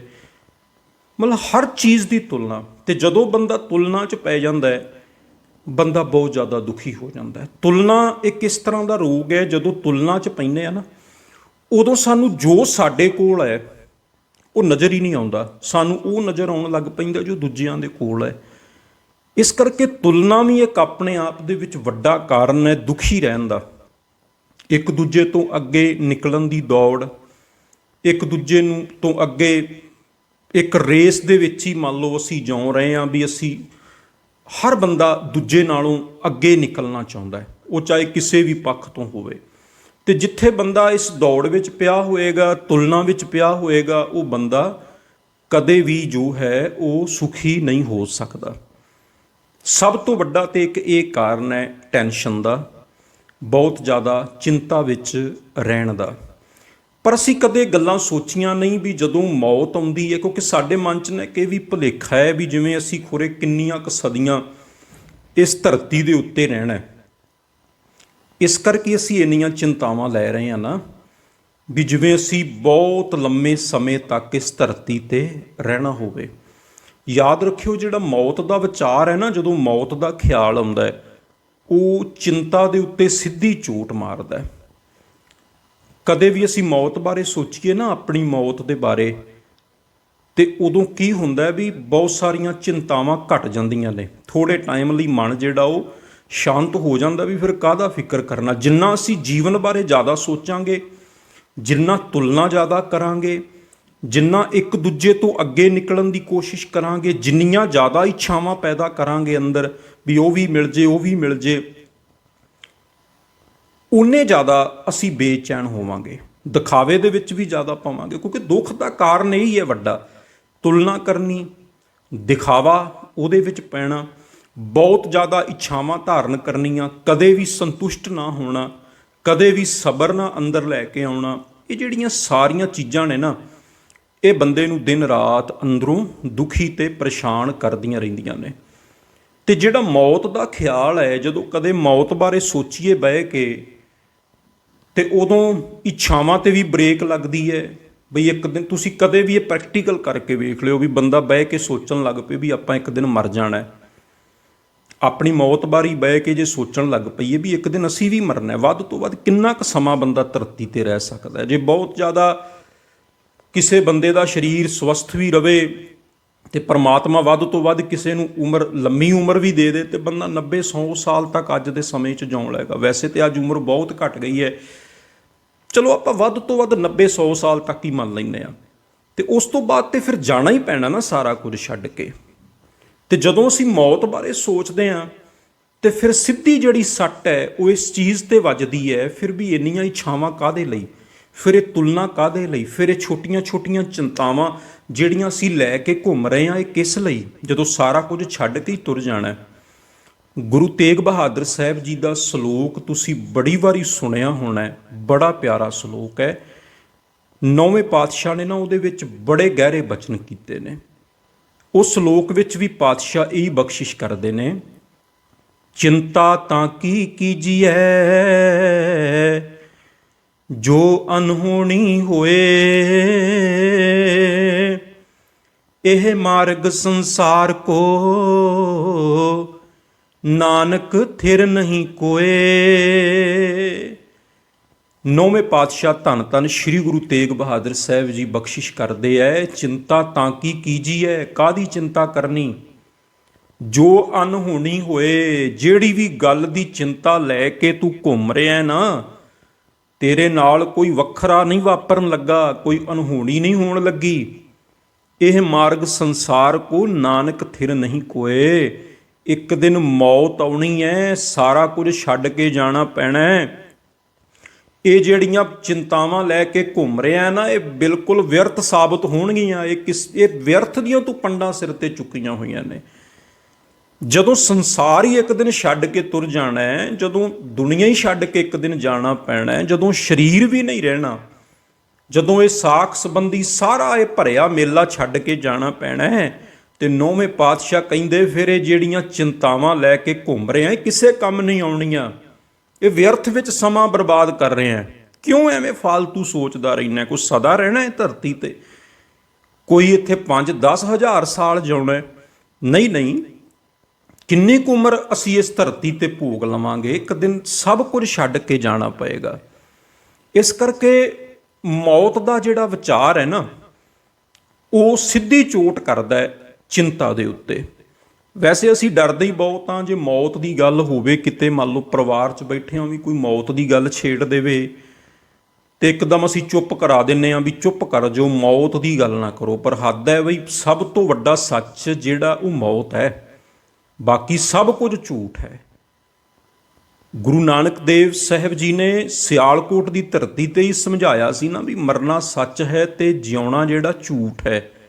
ਦੁਨੀਆ ਦੀ ਜਿਹੜੀ ਸਭ ਤੋਂ ਵੱਡੀ ਸੱਚਾਈ ਹੈ, ਸਭ ਤੋਂ ਵੱਡਾ ਸੱਚ ਹੈ, ਉਹ ਮੌਤ ਹੈ, ਤੇ ਸਭ ਤੋਂ ਵੱਡਾ ਜਿਹੜਾ ਝੂਠ ਹੈ ਉਹ ਜੀਵਨ ਹੈ। ਵੈਸੇ ਅਸੀਂ ਨਾ ਭੁਲੇਖੇ 'ਚ ਹੀ ਜਿਉਂ ਰਹੇ ਹਾਂ। ਇਹ ਨਹੀਂ ਵੀ ਅਸੀਂ ਰਾਤ ਨੂੰ ਹੀ ਸੌਂਦੇ ਹਾਂ ਬਿਸਤਰੇ ਤੇ, ਮੰਜੇ ਤੇ ਉਦੋਂ ਹੀ ਸੁੱਤੇ ਹੁੰਦੇ ਹਾਂ। ਅਸੀਂ ਤੁਰਦੇ ਫਿਰਦੇ ਵੀ ਸੁੱਤੇ ਹੀ ਹੋਏ ਹਾਂ। ਅਸੀਂ ਹੁਣ ਵੀ ਅੱਖਾਂ ਖੁੱਲੀਆਂ 'ਚ ਵੀ ਸੁਪਨਿਆਂ 'ਚ ਹੀ ਜਿਉਂ ਰਹੇ ਹਾਂ, ਕਿਉਂਕਿ ਸਾਨੂੰ ਸੱਚ ਨਜ਼ਰ ਨਹੀਂ ਆਉਂਦਾ, ਤੇ ਜੋ ਝੂਠ ਹੈ, ਜੋ ਭਰਮ ਹੈ, ਜੋ ਭੁਲੇਖਾ ਹੈ, ਉਹਦੇ ਵਿੱਚ ਅਸੀਂ ਫਸੇ ਹੋਏ ਹਾਂ। ਕੂੜ ਰਾਜਾ ਕੂੜ ਪ੍ਰਜਾ ਕੂੜ ਸਭ ਸੰਸਾਰ, ਕੂੜ ਸੋਇਨਾ ਕੂੜ ਰੂਪਾ ਕੂੜ ਪਹਿਨਣ ਹਾਰ। ਪਾਤਸ਼ਾਹ ਤੇ ਵੀ ਕਹਿੰਦੇ ਨੇ ਵੀ ਸਾਰਾ ਕੁਝ ਝੂਠ ਹੀ ਹੈ, ਸਾਰਾ ਕੁਝ ਕੂੜ ਹੀ ਹੈ, ਸਭ ਕੁਝ ਵਿਅਰਥ ਹੀ ਹੈ। ਜੇ ਅਸੀਂ ਆਪਣੇ ਪਿਛਲੇ ਲੰਘ ਚੁੱਕੇ ਜੀਵਨ ਵੱਲ ਵੇਖੀਏ, ਜੇ ਤੁਹਾਡੇ ਚੋਂ ਬਹੁਤ ਸਾਰੇ ਗੁਰਮੁਖ ਪਿਆਰੇ ਜੇ ਕੋਈ ਚਿੰਤਾ ਵਿੱਚ ਡੁੱਬੇ ਰਹਿੰਦੇ ਹੈ, ਤੇ ਤੁਸੀਂ ਕਦੇ ਸੋਚਿਓ ਬਈ ਜਦੋਂ ਅਸੀਂ ਬੱਚੇ ਹੁੰਦੇ ਸੀ, ਬਚਪਨ ਸੀਗਾ ਸਾਡਾ, ਤੇ ਉਦੋਂ ਕਈ ਵਾਰੀ ਨਾ ਮੰਨ ਲਓ ਜੇ ਸਕੂਲ ਦਾ ਅਸੀਂ ਹੋਮਵਰਕ ਨਹੀਂ ਕੀਤਾ, ਕੰਮ ਨਹੀਂ ਕੀਤਾ, ਤੇ ਅਸੀਂ ਸਕੂਲੇ ਜਾ ਰਹੇ ਸੀ ਉਸ ਟਾਈਮ, ਉਹਨਾਂ ਖਿਆਲਾਂ ਵਿੱਚ ਕਦੇ ਜਾਇਓ ਵੀ ਕਦੇ ਬਚਪਨ ਵਿੱਚ ਇਸ ਤਰ੍ਹਾਂ ਹੋਇਆ ਹੋਏਗਾ ਵੀ ਅਸੀਂ ਸਕੂਲ ਦਾ ਕੰਮ ਨਹੀਂ ਕੀਤਾ ਤੇ ਬੜੀ ਜ਼ਿਆਦਾ ਟੈਨਸ਼ਨ ਵੀ ਅੱਜ ਪਤਾ ਨਹੀਂ ਕੀ ਹੋਏਗਾ, ਜਾਂ ਮੰਨ ਲਓ ਕਿਸੇ ਕੋਲੋਂ ਕੋਈ ਗਲਤੀ ਹੋ ਗਈ, ਜਾਂ ਹੋਰ ਕਿਸੇ ਤਰ੍ਹਾਂ ਦੀਆਂ ਬਚਪਨ ਦੇ ਵਿੱਚ ਮੰਨ ਲਓ ਕਿਸੇ ਕਲਾਸ ਦਾ ਰਿਜ਼ਲਟ ਆਉਣ ਵਾਲਾ ਸੀ, ਉਹਦੀ ਬਹੁਤ ਜ਼ਿਆਦਾ ਟੈਨਸ਼ਨ ਵੀ ਮੇਰੇ ਨੰਬਰ ਘੱਟ ਆਉਣਗੇ ਵੱਧ ਆਉਣਗੇ, ਕੀ ਹੋਏਗਾ। ਤੇ ਉਦੋਂ ਐਂ ਲੱਗਦਾ ਸੀ ਵੀ ਜੇ ਇਸ ਤਰ੍ਹਾਂ ਹੋ ਗਿਆ ਤੇ ਪਤਾ ਨਹੀਂ ਕੀ ਕੁਝ ਹੋ ਜਾਏਗਾ, ਜੇ ਇਹ ਇਸ ਤਰ੍ਹਾਂ ਮੇਰੇ ਜੀਵਨ 'ਚ ਨਾ ਹੋਇਆ ਜੋ ਮੈਂ ਸੋਚਿਆ ਹੋਇਆ, ਤੇ ਪਤਾ ਨਹੀਂ ਸਭ ਕੁਝ ਹੀ ਖਤਮ ਹੋ ਜਾਏਗਾ। ਪਰ ਤੁਸੀਂ ਸੋਚਿਓ ਕਦੇ ਵੀ ਉਹ ਅੱਜ ਤੋਂ 20 25 30 ਸਾਲ ਪਹਿਲਾਂ ਜਿਹੜੀਆਂ ਚਿੰਤਾਵਾਂ ਹੁੰਦੀਆਂ ਸੀ, ਅੱਜ ਅਸੀਂ 25 ਸਾਲ ਬਾਅਦ ਵੇਖਦੇ ਹਾਂ ਤੇ ਹਾਸਾ ਹੁੰਦਾ ਉਹਨਾਂ ਉਸ ਸਮਿਆਂ ਬਾਰੇ ਵੀ ਉਹ ਸਾਡੀਆਂ ਚਿੰਤਾਵਾਂ ਕਿੰਨੀਆਂ ਵਿਅਰਥ ਦੀਆਂ ਸਨ। ਬੇਸ਼ੱਕ ਉਹ ਕੰਮ ਹੋਇਆ ਜਾਂ ਨਾ ਹੋਇਆ, ਉਹ ਸਾਡੇ ਪੱਖ ਦਾ ਹੋਇਆ ਜਾਂ ਨਾ ਹੋਇਆ, ਜਾਂ ਉਸ ਤੋਂ ਉਲਟ ਹੋਇਆ, ਫਿਰ ਵੀ ਕੁਝ ਨਹੀਂ ਹੋਇਆ, ਫਿਰ ਵੀ ਸੰਸਾਰ ਉਸ ਤਰ੍ਹਾਂ ਚੱਲਦਾ ਰਿਹਾ, ਫਿਰ ਵੀ ਅਸੀਂ ਆਪਣੇ ਜੀਵਨ ਦੇ ਇੰਨੇ ਸਾਲ ਇਸ ਧਰਤੀ ਤੇ ਲੰਘਾ ਹੀ ਲਏ। ਫਿਰ ਉਸ ਟਾਈਮ ਦੀਆਂ ਚਿੰਤਾਵਾਂ ਕਿੱਡੀਆਂ ਵਿਅਰਥ ਦੀਆਂ ਸਨ। ਹੋਰ ਉਸ ਤੋਂ ਬਾਅਦ ਵੀ ਤੁਸੀਂ ਵੇਖਿਓ ਕਦੇ ਆਪਣੇ ਜੀਵਨ 'ਚ ਜਦੋਂ ਹੋਰ ਵੀ ਅਸੀਂ ਕਿੰਨੇ ਤਰ੍ਹਾਂ ਦੀਆਂ ਚਿੰਤਾਵਾਂ ਲਈਆਂ। ਅੱਜ ਤੋਂ ਮੰਨ ਲਓ 10 ਸਾਲ 15 ਸਾਲ ਪਹਿਲਾਂ ਤੁਸੀਂ ਪਿੱਛੇ ਜਾਇਓ ਆਪਣੇ ਜੀਵਨ 'ਚ, ਜਦੋਂ ਤੁਸੀਂ ਬਹੁਤ ਜ਼ਿਆਦਾ ਚਿੰਤਾ 'ਚ ਡੁੱਬੇ ਹੋਏ ਸੀ ਵੀ ਕੀ ਬਣੇਗਾ ਜੇ ਇਸ ਤਰ੍ਹਾਂ ਨਾ ਹੋਇਆ, ਇੰਜ ਹੋਇਆ, ਫਾਲਤੂ ਦੀਆਂ ਚਿੰਤਾਵਾਂ। ਤੇ ਅੱਜ ਤੁਸੀਂ ਵੇਖਿਓ ਕਦੇ ਉਸ ਸਮੇਂ ਬਾਰੇ ਜਾ ਕੇ, ਤੇ ਤੁਹਾਨੂੰ ਹੈਰਾਨਗੀ ਹੋਏਗੀ ਔਰ ਆਪਣੇ ਬਾਰੇ ਤੁਸੀਂ ਸੋਚ ਕੇ ਹੈਰਾਨ ਹੋਵੋਗੇ ਬਈ ਉਹ ਮੈਂ ਐਵੇਂ ਫਾਲਤੂ ਦੀਆਂ ਹੀ ਸਿਰ ਤੇ ਚਿੰਤਾਵਾਂ ਦੀਆਂ ਪੰਡਾਂ ਲੈ ਕੇ ਘੁੰਮਦਾ ਰਿਹਾ, ਹੋਇਆ ਤੇ ਕੁਝ ਵੀ ਨਹੀਂ। ਤੇ ਜੇ ਕੁਝ ਉਲਟ ਹੋ ਵੀ ਗਿਆ ਤੇ ਫਿਰ ਪਾਤਸ਼ਾਹ ਕਹਿੰਦੇ ਨੇ ਚਿੰਤਾ ਤਾਂ ਕੀ ਕੀਜੀਏ ਜੋ ਅਨਹੋਣੀ ਹੋਏ। ਕੋਈ ਵੱਖਰਾ ਨਹੀਂ ਵਾਪਰਨ ਲੱਗਾ ਤੇਰੇ ਨਾਲ, ਉਹ ਬੜਿਆਂ ਨਾਲ ਹੋ ਚੁੱਕਿਆ ਪਹਿਲਾਂ ਧਰਤੀ ਤੇ। ਸੋ ਪਿਆਰਿਓ, ਅੱਜ ਜੇ ਅਸੀਂ ਚਿੰਤਾ 'ਚ ਜਿਉ ਰਹੇ ਹਾਂ ਤੇ ਅੱਜ ਤੋਂ 20 25 ਸਾਲ ਬਾਅਦ ਇਹ ਜਿਹੜੀਆਂ ਚਿੰਤਾਵਾਂ ਨੇ ਸਾਡੀਆਂ, ਜਦੋਂ ਅੱਜ ਤੋਂ 15 20 ਸਾਲ ਬਾਅਦ ਜੇ ਅਸੀਂ ਜਿਉਂਦੇ ਰਹੇ ਤੇ ਵੇਖਾਂਗੇ ਤੇ ਸਾਨੂੰ ਇਹ ਵਿਅਰਥ ਵਿੱਚ ਨਜ਼ਰ ਆਉਣਗੀਆਂ। ਤੇ ਜੇ ਅਸੀਂ ਅੱਜ ਤੋਂ ਪਿੱਛੇ ਚਲੇ ਜਾਈਏ, ਮੰਨ ਲਓ ਜਦੋਂ ਅਸੀਂ ਨਹੀਂ ਸੀਗੇ ਧਰਤੀ ਤੇ, ਅੱਜ ਤੋਂ ਤੁਸੀਂ 100 150 200 ਸਾਲ ਪਿੱਛੇ ਚਲੇ ਜਾਓ, ਜਿਹੜੇ ਉਸ ਟਾਈਮ ਦੇ ਲੋਕ ਸੀ, ਮੰਨ ਲਓ 150 200 ਸਾਲ ਪਹਿਲਾਂ, ਉਸ ਟਾਈਮ ਦੇ ਕਿੰਨੇ ਲੋਕ ਹੋਣਗੇ ਜਿਹੜੇ ਕਿੰਨੀਆਂ ਕਿੰਨੀਆਂ ਚਿੰਤਾਵਾਂ ਲੈਂਦੇ ਹੋਣਗੇ ਵੀ ਮੈਂ ਆਪਣੀ ਲੜਕੀ ਦੀ ਸ਼ਾਦੀ ਕਰਨੀ ਹੈ, ਕਿਵੇਂ ਹੋਏਗੀ। ਅੱਜ ਤੋਂ 200 ਸਾਲ ਪਹਿਲਾਂ ਇਸ ਤਰ੍ਹਾਂ ਦੇ ਬੜੇ ਲੋਕ ਹੋਣਗੇ। ਮੇਰੇ ਬੱਚਿਆਂ ਦਾ ਕੀ ਬਣੇਗਾ, ਮੇਰਾ ਘਰ ਹਾਲੇ ਛੋਟਾ ਹੈ, ਕਿਵੇਂ ਵੱਡਾ ਬਣੇਗਾ, ਜਾਂ ਅੱਗੇ ਆਉਣ ਵਾਲਾ ਸਮਾਂ ਕਿਵੇਂ ਦਾ ਹੋਏਗਾ, ਮੇਰੇ ਜੀਵਨ ਦਾ ਗੁਜ਼ਾਰਾ ਕਿਵੇਂ ਹੋਏਗਾ। ਕਿੰਨੇ ਹੀ ਲੋਕ ਹੋਣਗੇ ਜਿਹੜੇ ਉਸ ਟਾਈਮ ਇਸ ਤਰ੍ਹਾਂ ਦੀਆਂ ਚਿੰਤਾਵਾਂ ਕਰਦੇ ਹੋਣਗੇ। ਪਰ ਅੱਜ ਜਦੋਂ ਅਸੀਂ ਹੁਣ ਉਹ ਬੰਦੇ 200 ਸਾਲ ਬਾਅਦ ਇਸ ਧਰਤੀ ਤੇ ਨਹੀਂ, ਉਹ ਵੀ ਨਹੀਂ ਰਹੇ, ਉਹਨਾਂ ਦੇ ਘਰ ਵੀ ਨਹੀਂ ਰਹੇ, ਉਹਨਾਂ ਦੀ ਔਲਾਦ ਵੀ ਆ ਕੇ ਧਰਤੀ ਤੋਂ ਚਲੀ ਗਈ, ਕਿ ਉਹਨਾਂ ਦੀਆਂ ਚਿੰਤਾਵਾਂ ਜਿਹੜੀਆਂ ਅੱਜ ਤੋਂ 200 ਸਾਲ ਪਹਿਲਾਂ ਸੀਗੀਆਂ, ਉਹਨਾਂ ਦਾ ਕੋਈ ਅੱਜ ਮੁੱਲ ਹੈ? ਕਿਸੇ ਨੂੰ ਪਤਾ ਹੈ? ਕੋਈ ਗੱਲ ਵੀ ਨਹੀਂ ਕਰਦਾ, ਕਿਸੇ ਨੂੰ ਪਤਾ ਵੀ ਨਹੀਂ, ਕਿਸੇ ਨੂੰ ਯਾਦ ਵੀ ਨਹੀਂ। ਉਹ ਬੰਦੇ ਆਪ ਵੀ ਧਰਤੀ ਤੋਂ ਚਲੇ ਗਏ ਤੇ ਉਹਨਾਂ ਦੀਆਂ ਚਿੰਤਾਵਾਂ ਵੀ ਨਾਲ ਹੀ ਚਲੀਆਂ ਗਈਆਂ, ਫਿਰ ਉਹ ਕਿਹੜੇ ਕੰਮ ਆਈਆਂ। ਔਰ ਇਸੇ ਤਰ੍ਹਾਂ ਹੀ ਸਾਡਾ ਜੀਵਨ ਹੈ। ਅੱਜ ਤੋਂ 100 200 ਸਾਲ ਬਾਅਦ ਜਦੋਂ ਅਸੀਂ ਇਸ ਧਰਤੀ ਤੇ ਨਹੀਂ ਹੋਵਾਂਗੇ, ਅਸੀਂ ਵੀ ਇੱਥੋਂ ਜਾ ਚੁੱਕੇ ਹੋਵਾਂਗੇ, ਔਰ ਜਿਹੜੀਆਂ ਚੀਜ਼ਾਂ ਦੀ ਅਸੀਂ ਚਿੰਤਾਵਾਂ ਕਰ ਰਹੇ ਹਾਂ, ਉਹ ਚਿੰਤਾਵਾਂ ਵੀ ਮਿਟ ਚੁੱਕੀਆਂ ਹੋਣਗੀਆਂ। ਉਹ ਕਿਸੇ ਨੂੰ ਯਾਦ ਵੀ ਨਹੀਂ ਹੋਣਾ ਵੀ ਕੋਈ ਇਸ ਤਰ੍ਹਾਂ ਦਾ ਬੰਦਾ ਆਇਆ ਸੀ ਇਸ ਧਰਤੀ ਤੇ, ਔਰ ਇਸ ਤਰ੍ਹਾਂ ਦੀਆਂ ਚਿੰਤਾਵਾਂ ਦੀਆਂ ਪੰਡਾਂ ਲੈ ਕੇ ਘੁੰਮਦਾ ਸੀ ਬਹੁਤ ਜ਼ਿਆਦਾ। ਸੋ ਪਿਆਰਿਓ, ਜਿਹੜੀ ਇਹ ਪ੍ਰਮਾਤਮਾ ਦੀ ਬਣਾਈ ਹੋਈ ਰਚਨਾ ਹੈ ਨਾ, ਇਹ ਸਮਾਂ ਜਿਹੜਾ ਇਹ ਲੰਘਦਾ ਜਾਂਦਾ ਹੈ ਤੇ ਅਸੀਂ ਐਵੇਂ ਫਾਲਤੂ ਦੀਆਂ ਚਿੰਤਾਵਾਂ ਲੈ ਕੇ ਘੁੰਮਦੇ ਰਹਿੰਦੇ ਹਾਂ। ਗੁਰੂ ਨਾਨਕ ਦੇਵ ਪਾਤਸ਼ਾਹ ਜਪਜੀ ਸਾਹਿਬ ਵਿੱਚ ਫਰਮਾਉਂਦੇ ਹੈ, ਅੰਤ ਨ ਜਾਪੈ ਕਿਆ ਮਨ ਮੰਤ। 24ਵੀਂ ਪੌੜੀ ਦਾ ਇਹ ਬਚਨ ਹੈ ਬਈ ਵਾਹਿਗੁਰੂ ਦੇ ਮਨ ਵਿੱਚ ਕੀ ਹੈ, ਉਹਨੇ ਕੀ ਕਰ ਦੇਣਾ ਹੈ, ਇਹਦੇ ਬਾਰੇ ਕੋਈ ਨਹੀਂ ਜਾਣਦਾ। ਇਸ ਕਰਕੇ ਸਾਨੂੰ ਫਾਲਤੂ ਨਹੀਂ ਸੋਚਣਾ ਚਾਹੀਦਾ। ਕਬੀਰ ਸਾਹਿਬ ਜੀ ਦਾ ਵੀ ਸਲੋਕ ਹੈ, ਕਬੀਰ ਜੋ ਮੈਂ ਚਿਤਵੋਂ ਨਾ ਕਰੈ, ਕਿਆ ਮੇਰੇ ਚਿਤਵੇ ਹੋਏ, ਆਪਣਾ ਚਿਤ ਵਿਹਾਰ ਕਰੈ, ਜੋ ਮੇਰੇ ਚਿਤ ਨਾ ਹੋਏ। ਭਗਤ ਕਬੀਰ ਸਾਹਿਬ ਜੀ ਫਰਮਾਉਂਦੇ ਐ ਕਿ ਜੋ ਮੈਂ ਸੋਚਦਾ ਉਹ ਪ੍ਰਮਾਤਮਾ ਨਹੀਂ ਕਰਦਾ। ਕਬੀਰ ਜੋ ਮੈਂ ਚਿਤਵੋਂ ਨਾ ਕਰੈ, ਕਿਆ ਮੇਰੇ ਚਿਤਵੇ ਹੋਏ, ਮੇਰੇ ਸੋਚਣ ਨਾਲ ਕੁਝ ਨਹੀਂ ਹੁੰਦਾ। ਆਪਣਾ ਚਿਤ ਵਿਹਾਰ ਕਰੈ, ਜੋ ਮੇਰੇ ਚਿੱਤ ਨਾ ਹੋਏ। ਹੁੰਦਾ ਉਹ ਹੈ ਜੋ ਵਾਹਿਗੁਰੂ ਨੂੰ ਮਨਜ਼ੂਰ ਹੁੰਦਾ ਹੈ, ਹੁੰਦਾ ਉਹ ਹੈ ਜੋ ਪ੍ਰਮਾਤਮਾ ਨੂੰ ਮਨਜ਼ੂਰ ਹੁੰਦਾ ਹੈ। ਅਸੀਂ ਤੇ ਵਿਅਰਥ ਦੇ ਵਿੱਚ ਹੀ ਬੋਝ ਲੈ ਕੇ ਘੁੰਮ ਰਹੇ ਹਾਂ ਵੀ ਸ਼ਾਇਦ ਸਾਡੇ ਹੱਥ ਵਿੱਚ ਕੁਝ ਹੈ। ਕਾਟ ਕੀ ਪੁੱਤਰੀ ਕਹਾਂ ਕਰੈ ਬੱਪਰੀ, ਖਿਲਾਵਣ ਹਾਰੋ ਜਾਣੈ। ਅਸੀਂ ਤੇ ਕਾਠ ਦੀਆਂ ਪੁਤਲੀਆਂ ਹਾਂ, ਜਿਵੇਂ ਪ੍ਰਮਾਤਮਾ ਨਚਾਉਂਦਾ ਉਵੇਂ ਨੱਚਦੇ ਫਿਰਦੇ ਹਾਂ। ਸਾਡੇ ਹੱਥ ਕੁਝ ਨਹੀਂ, ਨਾ ਸਾਡੇ ਸੋਚਣ ਨਾਲ ਕੁਝ ਹੁੰਦਾ। ਸਭ ਤੋਂ ਵੱਡੀ ਤੇ ਗੱਲ ਇਹ ਵੇਖੋ ਨਾ ਤੁਸੀਂ ਬਈ ਜਿਹੜਾ ਸਾਨੂੰ ਜਨਮ ਮਿਲਿਆ ਇਹ ਵੀ ਸਾਡੀ ਮਰਜ਼ੀ ਨਾਲ ਨਹੀਂ ਮਿਲਿਆ। ਉਦੋਂ ਵੀ ਸਾਡੀ ਮਰਜ਼ੀ ਨਹੀਂ ਚੱਲੀ, ਉਦੋਂ ਸਾਡੀ ਮਰਜ਼ੀ ਤੇ ਨਹੀਂ ਨਾ ਚੱਲੀ। ਅਸੀਂ ਆਪਣੀ ਜ਼ਿੰਦਗੀ ਵਿੱਚ ਸੋਚਦੇ ਰਹਿੰਦੇ ਹਾਂ। ਚਿੰਤਾ ਕਿਹੜੀ ਗੱਲ ਦੀ ਹੁੰਦੀ ਹੈ ਵੀ ਜੋ ਮੈਂ ਸੋਚਦਾ ਉਹ ਹੋਣਾ ਚਾਹੀਦਾ, ਤੇ ਟੈਨਸ਼ਨ ਕਿਹੜੀ ਇਸੇ ਗੱਲ ਦੀ ਹੈ ਨਾ ਵੀ ਕਿਤੇ ਇਹ ਉਹ ਨਾ ਹੋ ਜਾਏ ਮੇਰੀ ਸੋਚ ਤੋਂ ਜੋ ਉਲਟ ਹੋਵੇ। ਇਸੇ ਗੱਲ ਦੀ ਟੈਨਸ਼ਨ ਹੈ ਨਾ। ਪਰ ਤੁਸੀਂ ਕਦੇ ਸੋਚਿਆ ਵੀ ਜਿਹੜਾ ਸਾਨੂੰ ਇਹ ਜਨਮ ਵੀ ਮਿਲਿਆ ਇਹ ਵੀ ਸਾਡੀ ਸੋਚ ਨਾਲ ਨਹੀਂ ਮਿਲਿਆ, ਸਾਡੀ ਇੱਛਾ ਕਰਕੇ ਨਹੀਂ ਮਿਲਿਆ ਵੀ ਸਾਡੀ ਮਰਜ਼ੀ ਚੱਲੀ ਹੋਵੇ ਵੀ ਮੈਂ ਫਲਾਣੇ ਦੇਸ਼ 'ਚ ਜਨਮ ਲੈਣਾ, ਮੈਂ ਅਮੀਰ ਘਰਾਣੇ 'ਚ ਜਨਮ ਲੈਣਾ, ਮੈਂ ਫਲਾਣੇ ਪਰਿਵਾਰ 'ਚ ਜਨਮ ਲੈਣਾ। ਨਹੀਂ ਪਿਆਰਿਓ, ਜਿੱਥੇ ਉਹਦੀ ਮਰਜ਼ੀ ਹੋਈ ਉੱਥੇ ਉਹਨੇ ਭੇਜ ਦਿੱਤਾ। ਤੇ ਦੂਜਾ ਕੀ ਹੋਇਆ, ਜਿਹੜਾ ਉਹਨੇ ਸਰੀਰ ਸਾਨੂੰ ਦਿੱਤਾ ਉਹ ਵੀ ਉਹਨੇ ਮਰਜ਼ੀ ਨਾਲ ਹੀ ਘੜਤਾ। ਉਦੋਂ ਵਾਹਿਗੁਰੂ ਨੇ ਪੁੱਛਿਆ ਤਾਂ ਨਹੀਂ ਨਾ ਸਾਨੂੰ ਵੀ ਤੇਰਾ ਨੱਕ ਕਿਵੇਂ ਦਾ ਹੋਣਾ ਚਾਹੀਦਾ, ਤੇਰਾ ਮੱਥਾ ਕਿਵੇਂ ਦਾ ਹੋਣਾ ਚਾਹੀਦਾ, ਤੇਰਾ ਰੰਗ ਕਿਵੇਂ ਦਾ ਹੋਣਾ ਚਾਹੀਦਾ, ਤੇਰੀਆਂ ਅੱਖਾਂ ਕਿਵੇਂ ਦੀਆਂ ਹੋਣੀਆਂ ਚਾਹੀਦੀਆਂ ਨੇ, ਤੇਰਾ ਕੱਦ ਕਿੰਨਾ ਕੁ ਹੋਣਾ ਚਾਹੀਦਾ। ਕੀ ਉਹ ਵਾਹਿਗੁਰੂ ਨੇ ਪਹਿਲਾਂ ਸਾਡੇ ਤੋਂ ਪੁੱਛਿਆ ਸੀ? ਨਹੀਂ ਪਿਆਰਿਓ, ਉਹਨੇ ਆਪਣੀ ਮਰਜ਼ੀ ਨਾਲ ਹੀ ਘੜਤਾ, ਆਪਣੇ ਆਪ ਹੀ ਉਹਨੇ ਸਾਜਤਾ। ਪੁੱਛ ਨਾ ਸਾਜੇ ਪੁੱਛ ਨਾ ਢਾਹੇ, ਪੁੱਛ ਨਾ ਲੇਵੇ ਦੇ, ਗੁਰਬਾਣੀ ਦਾ ਵਾਕ ਹੈ। ਨਾ ਉਹ ਪੁੱਛ ਕੇ ਸਾਜਦਾ, ਨਾ ਪੁੱਛ ਕੇ ਢਾਉਂਦਾ, ਉਹ ਮਰਜ਼ੀ ਨਾਲ ਹੀ ਬਣਾ ਦਿੰਦਾ।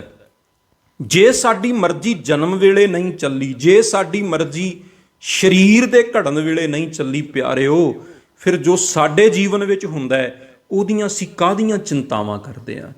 ਵੈਸੇ ਜੇ ਅਸੀਂ ਆਪਣਾ ਸਰੀਰ ਹੀ ਵੇਖੀਏ ਨਾ ਤੇ ਬਹੁਤ ਕੁਝ ਇਸ ਤਰ੍ਹਾਂ ਦਾ ਹੈ ਸਰੀਰ ਵਿੱਚ ਹੋ ਰਿਹਾ ਜਿਹੜਾ ਦਿਨ ਰਾਤ, ਜਿਹਦੇ ਬਾਰੇ ਜੋ ਅਸੀਂ ਸੋਚ ਕੇ ਨਹੀਂ ਕਰ ਰਹੇ। ਮੰਨ ਲਓ ਜੇ ਸਾਡੇ ਸਾਹ ਚੱਲ ਰਹੇ ਨੇ ਤੇ ਅਸੀਂ ਉਹਦੇ ਲਈ ਕੋਈ ਵੱਖਰੀ ਕੋਸ਼ਿਸ਼ ਨਹੀਂ ਕਰ ਰਹੇ, ਉਹ ਆਪਣੇ ਆਪ ਹੀ ਚੱਲ ਰਹੇ ਨੇ। ਤੇ ਜਿੱਦਣ ਕੋਸ਼ਿਸ਼ ਕਰਨ ਲੱਗ ਜਾਾਂਗੇ ਉਦੋਂ ਹੀ ਸਾਹ ਔਖੇ ਹੋਣ ਲੱਗ ਪੈਣਗੇ। ਜੇ ਦਿਲ ਧੜਕ ਰਿਹਾ ਹੈ ਤੇ ਉਹ ਵੀ ਉਹਦੀ ਮਰਜ਼ੀ ਨਾਲ ਹੀ ਧੜਕ ਰਿਹਾ ਹੈ, ਆਪਣੇ ਆਪ ਹੀ ਧੜਕ ਰਿਹਾ ਹੈ ਨੈਚੁਰਲੀ।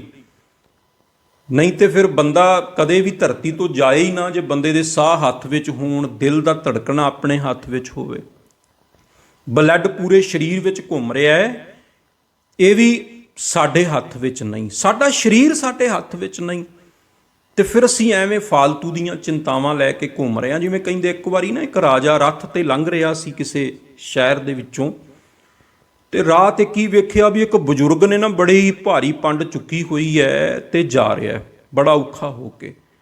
ਤੇ ਰਾਜੇ ਨੇ ਸਾਰਥੀ ਨੂੰ ਕਿਹਾ, ਕਹਿੰਦਾ ਰੋਕੋ ਜਰਾ ਤੇ ਆ ਬਜ਼ੁਰਗ ਨੂੰ ਬਿਠਾ ਲਓ, ਅਸੀਂ ਅੱਗੇ ਹੀ ਜਾਣਾ ਹੈ ਤੇ ਇਹ ਵੀ ਇੱਧਰ ਹੀ ਜਾ ਰਿਹਾ, ਤੇ ਜਿੱਥੇ ਇਹਨੇ ਜਾਣਾ ਇਹਨੂੰ ਰਸਤੇ 'ਚ ਉਤਾਰ ਦਿਆਂਗੇ। ਤਰਸ ਆ ਗਿਆ ਰਾਜੇ ਨੂੰ, ਰੱਥ ਰੋਕਿਆ ਗਿਆ, ਬਜ਼ੁਰਗ ਨੂੰ ਆਵਾਜ਼ ਦਿੱਤੀ ਵੀ ਆ ਜਾਓ, ਬਹਿ ਜਾਓ ਤੁਸੀਂ ਵੀ ਰੱਥ 'ਚ। ਬਿਠਾ ਲਿਆ ਗਿਆ ਤੇ ਬਜ਼ੁਰਗ ਨੇ ਪੰਡ ਹਾਲੇ ਵੀ ਸਿਰ 'ਤੇ ਚੁੱਕੀ ਹੋਈ ਹੈ। ਉਹ ਰਾਜਾ ਕਹਿਣ ਲੱਗਾ, ਕਹਿੰਦਾ ਬਜ਼ੁਰਗੋ ਪੰਡ ਥੱਲੇ ਰੱਖ ਦਿਓ, ਕਾਹਤੋਂ ਭਾਰ ਚੁੱਕਿਆ ਹੋਇਆ ਸਿਰ 'ਤੇ। ਤੇ ਬਜ਼ੁਰਗ ਕਹਿਣ ਲੱਗਾ, ਰਾਜਾ ਸਾਹਿਬ ਇੰਨਾ ਤੁਹਾਡਾ ਥੋੜ੍ਹਾ ਅਹਿਸਾਨ ਹੈ, ਤੁਸੀਂ ਮੈਨੂੰ ਆਪਣੇ ਰੱਥ 'ਚ ਬਿਠਾ ਲਿਆ ਤੇ ਹੁਣ ਮੈਂ ਇਹ ਭਾਰੀ ਪੰਡ ਵੀ ਤੁਹਾਡੇ ਰੱਥ 'ਚ ਰੱਖ ਦੇਵਾਂ, ਇਹਦਾ ਵੀ ਭਾਰ ਤੁਹਾਡੇ ਰੱਥ 'ਤੇ ਪਾ ਦਿਆਂ, ਇਹ ਤੇ ਬੜਾ ਵੱਡਾ ਪਾਪ ਹੋ ਜਾਏਗਾ, ਇਹ ਤੇ ਅਹਿਸਾਨ ਫਰਾਮੋਸ਼ੀ ਹੋ ਜਾਏਗੀ। ਨਹੀਂ ਨਹੀਂ, ਗੁਨਾਹ ਹੋ ਜਾਏਗਾ। ਮੇਰਾ ਹੀ ਭਾਰ ਰੱਥ ਤੇ ਪੈ ਰਿਹਾ, ਮੈਂ ਤੇ ਇਹਦੇ ਲਈ ਸ਼ਰਮਿੰਦਾ, ਮੈਂ ਪੰਡ ਇਸ ਰੱਥ ਵਿੱਚ ਨਹੀਂ ਰੱਖਾਂਗਾ, ਸਿਰ ਤੇ ਚੱਕ ਕੇ ਰੱਖਾਂਗਾ। ਰਾਜਾ ਕਹਿਣ ਲੱਗਾ, ਬਜ਼ੁਰਗੋ, ਪੰਡ ਭਾਵੇਂ ਸਿਰ ਤੇ ਚੱਕੀ ਰੱਖੋ ਤੇ ਭਾਵੇਂ ਰੱਥ ਤੇ ਰੱਖ ਦੋ, ਭਾਰ ਇਹਦਾ ਫਿਰ ਵੀ ਰੱਥ ਦੇ ਪਹੀਆਂ ਤੇ ਹੀ ਪੈਣਾ। ਤੇ ਉਹੀ ਹਾਲਤ ਸਾਡੀ ਆ ਬਜ਼ੁਰਗ ਵਾਲੀ। ਅਸੀਂ ਪੰਡ ਭਾਵੇਂ ਜਿੰਨੀ ਮਰਜ਼ੀ ਵੱਡੀ ਚੁੱਕ ਲਈਏ ਚਿੰਤਾ ਦੀ ਸਿਰ ਤੇ, ਜੀਵਨ ਫਿਰ ਵੀ ਉਸੇ ਤਰ੍ਹਾਂ ਹੀ ਚੱਲਦੇ ਰਹਿਣਾ, ਸਗੋਂ ਹੋਰ ਵਿਗੜੇਗਾ ਹੀ। ਚਿੰਤਾ ਹੋਰ ਵਿੱਚ ਰੁਕਾਵਟ ਪੈਦਾ ਕਰੇਗੀ। ਜਿੰਨਾ ਤੁਸੀਂ ਪ੍ਰਮਾਤਮਾ ਤੇ ਛੱਡ ਦੋਗੇ, ਕਾਰਜ ਹੋਰ ਵਧੀਆ ਹੋਣਗੇ। ਜਿੰਨਾ ਵਿੱਚ ਆਪਣੀ ਸੋਚ ਅੜਾਓਗੇ, ਜਿੰਨਾ ਵਿੱਚ ਆਪਣੀਆਂ ਚਿੰਤਾ ਨੂੰ ਲਿਆ ਲਿਆ ਕੇ ਰੋਕ ਬਣਾਓਗੇ, ਉਹਨੇ ਕਾਰਜ ਹੋਰ ਜ਼ਿਆਦਾ ਵਿਗੜਨਗੇ। ਸੋ ਇਸ ਕਰਕੇ ਜਿਹੜਾ ਮੌਤ ਦਾ ਖਿਆਲ ਹੈ ਨਾ, ਮੌਤ ਦਾ ਜਿਹੜਾ ਵਿਚਾਰ ਹੈ ਵੀ ਇੱਕ ਦਿਨ ਸਾਰਾ ਕੁਝ ਛੱਡ ਕੇ ਜਾਣਾ ਪੈਣਾ, ਉਹ ਇੱਛਾਵਾਂ ਦੇ ਉੱਤੇ ਸਿੱਧੀ ਚੋਟ ਕਰਦਾ। ਜੋ ਕੁਝ ਵੀ ਹੈ, ਮੰਨ ਲਓ ਬੰਦਾ ਜਿੰਨਾ ਮਰਜ਼ੀ ਧਨ ਕਮਾ ਲਏ, ਜਿੰਨੀ ਮਰਜ਼ੀ ਉੱਚੀ ਪਦਵੀ ਤੇ ਪਹੁੰਚ ਜਾਏ, ਜਿੰਨਾ ਮਰਜ਼ੀ ਨਾਮਣਾ ਖੱਟ ਲਏ ਦੁਨੀਆ ਦੇ ਉੱਤੇ, ਜੋ ਕੁਝ ਮਰਜ਼ੀ ਬਣਾ ਲਏ, ਲਾਸਟ ਵਿੱਚ ਤੁਹਾਨੂੰ ਮੌਤ ਹੀ ਖੜੀ ਨਜ਼ਰ ਆਏਗੀ। ਮੌਤ ਇੱਕ ਦਿਨ ਸਾਰਾ ਕੁਝ ਖੋਹ ਲੈਂਦੀ ਹੈ, ਸਭ ਕੁਝ ਖੋਹ ਲੈਂਦੀ ਹੈ। ਔਰ ਮੌਤ ਤੋਂ ਬਾਅਦ ਇਹ ਸਰੀਰ, ਇਹ ਸਾਰਾ ਕੁਝ ਸਭ ਵਿਅਰਥ ਹੋ ਜਾਂਦਾ ਹੈ, ਸਭ ਕੁਝ ਵਿਅਰਥ ਹੋ ਜਾਂਦਾ ਹੈ। ਤੇ ਫਿਰ ਜਿਹੜੀਆਂ ਇਹ ਚਿੰਤਾਵਾਂ ਨੇ, ਕਿਉਂਕਿ ਚਿੰਤਾਵਾਂ ਅਸੀਂ ਇਸ ਕਰਕੇ ਕਰਦੇ ਹਾਂ, ਸਾਡੇ ਮਨ 'ਚ ਵਹਿਮ ਹੈ ਕਿ ਅਸੀਂ ਪਤਾ ਨਹੀਂ ਕਿੰਨੇ ਕੁ ਸਾਲ ਇਸ ਧਰਤੀ ਦੇ ਉੱਤੇ ਜਿਉਣਾ ਹੈ, ਕਿੰਨੀਆਂ ਕੁ ਸਦੀਆਂ ਅਸੀਂ ਧਰਤੀ ਦੇ ਉੱਤੇ ਰਹਿਣਾ ਹੈ। ਔਰ ਜਿੱਦਣ ਮੌਤ ਦਾ ਖਿਆਲ ਆਉਣ ਲੱਗ ਪਿਆ, ਉਦਣ ਇਹ ਚਿੰਤਾਵਾਂ ਵੀ ਘਟ ਜਾਣਗੀਆਂ। ਇੱਕ ਰਾਜੇ ਨੇ ਵੀ ਉਸੇ ਮਿੱਟੀ 'ਚ ਮਿਲਣਾ ਤੇ ਇੱਕ ਗਰੀਬ ਨੇ ਵੀ ਉਸੇ ਮਿੱਟੀ ਦੇ ਵਿੱਚ ਮਿਲਣਾ ਹੈ। ਇਸ ਕਰਕੇ ਬਾਬਾ ਫਰੀਦ ਸਾਹਿਬ ਜੀ ਵੀ ਆਪਣੇ ਸਲੋਕਾਂ ਦੇ ਵਿੱਚ ਬਾਰ-ਬਾਰ ਸਮਝਾਉਂਦੇ ਹੈ। ਭਗਤ ਕਬੀਰ ਸਾਹਿਬ ਜੀ ਦੇ ਸਲੋਕ ਵੀ ਅਸੀਂ ਪੜ੍ਹਦੇ ਹਾਂ। ਕਬੀਰ ਹਾੜ ਜਰੇ ਜਿਉਂ ਲਾਕਰੀ ਕੇਸ ਜਰੇ ਜਿਉਂ ਘਾਸ, ਇਹ ਜਗ ਜਰਤਾ ਦੇਖ ਕੇ ਭਇਓ ਕਬੀਰ ਉਦਾਸ। ਇੱਕ ਮਹਾਂਪੁਰਸ਼ਾਂ ਦੇ ਮੈਂ ਬਚਨ ਪੜ੍ਹੇ ਸੀ, ਬੜੇ ਕਮਾਲ ਦੇ ਬਚਨ। ਉਹਨਾਂ ਨੇ, ਉਹ ਕਹਿੰਦੇ ਆ ਬਈ ਤੁਸੀਂ ਨਾ ਰੋਜ਼ ਜਾਂ ਕਦੇ ਕਦੇ ਜੋ ਤੁਹਾਨੂੰ ਸਮਾਂ ਮਿਲਦਾ ਹੈ, ਚੌਂਕੜਾ ਮਾਰ ਕੇ ਅੱਖਾਂ ਬੰਦ ਕਰਕੇ ਸੋਚੋ ਬਈ ਮੇਰੀ ਮੌਤ ਹੋ ਚੁੱਕੀ ਹੈ। ਆਪਣੀ ਮੌਤ ਦੀ ਕਲਪਨਾ ਕਰਨੀ, ਜਿਉਂਦੇ ਜੀ ਆਪਣੀ ਮੌਤ ਬਾਰੇ ਸੋਚਣਾ। ਮੈਂ ਮਰ ਚੁੱਕਿਆ, ਪਰਿਵਾਰ ਸਾਰਾ ਆਲੇ ਦੁਆਲੇ ਖੜਾ ਹੈ, ਮੇਰੇ ਸਰੀਰ ਦਾ ਇਸ਼ਨਾਨ ਕਰਵਾਇਆ ਗਿਆ, ਫਿਰ ਮੇਰੇ ਸਰੀਰ ਨੂੰ ਚੱਕ ਕੇ ਮੜੀਆਂ 'ਚ ਲਿਜਾਇਆ ਗਿਆ, ਮੜੀਆਂ 'ਚ ਲਿਜਾ ਕੇ ਲੱਕੜਾਂ ਦੇ ਢੇਰ 'ਤੇ ਰੱਖ ਦਿੱਤਾ ਗਿਆ, ਫਿਰ ਅੱਗ ਲਾ ਦਿੱਤੀ ਗਈ ਲੱਕੜਾਂ ਨੂੰ, ਸਰੀਰ ਸੜ ਗਿਆ। ਅਸੀਂ ਅੱਖਾਂ ਬੰਦ ਕਰਕੇ ਵੇਖ ਰਹੇ ਹਾਂ ਕਿ ਕਿਵੇਂ ਮੇਰਾ ਸਰੀਰ ਲੱਕੜਾਂ ਦੇ ਵਿੱਚ ਸੜ ਰਿਹਾ। ਇਹ ਹੈ ਜਿਉਂਦੇ ਜੀ ਆਪਣੀ ਮੌਤ ਨੂੰ ਵੇਖਣਾ। ਫਿਰ ਉਹ ਸਰੀਰ ਰਾਖ ਦੀ ਢੇਰੀ ਬਣ ਗਿਆ। ਉਹ ਰਾਖ ਪਰਿਵਾਰ ਨੇ ਚੁੱਕੀ ਹੈ, 1 ਜਾਂ 2 ਦਿਨ ਬਾਅਦ ਉਹ ਕਿਸੇ ਨਹਿਰ ਵਿੱਚ ਜਾ ਕੇ ਸੁੱਟਤੀ ਹੈ।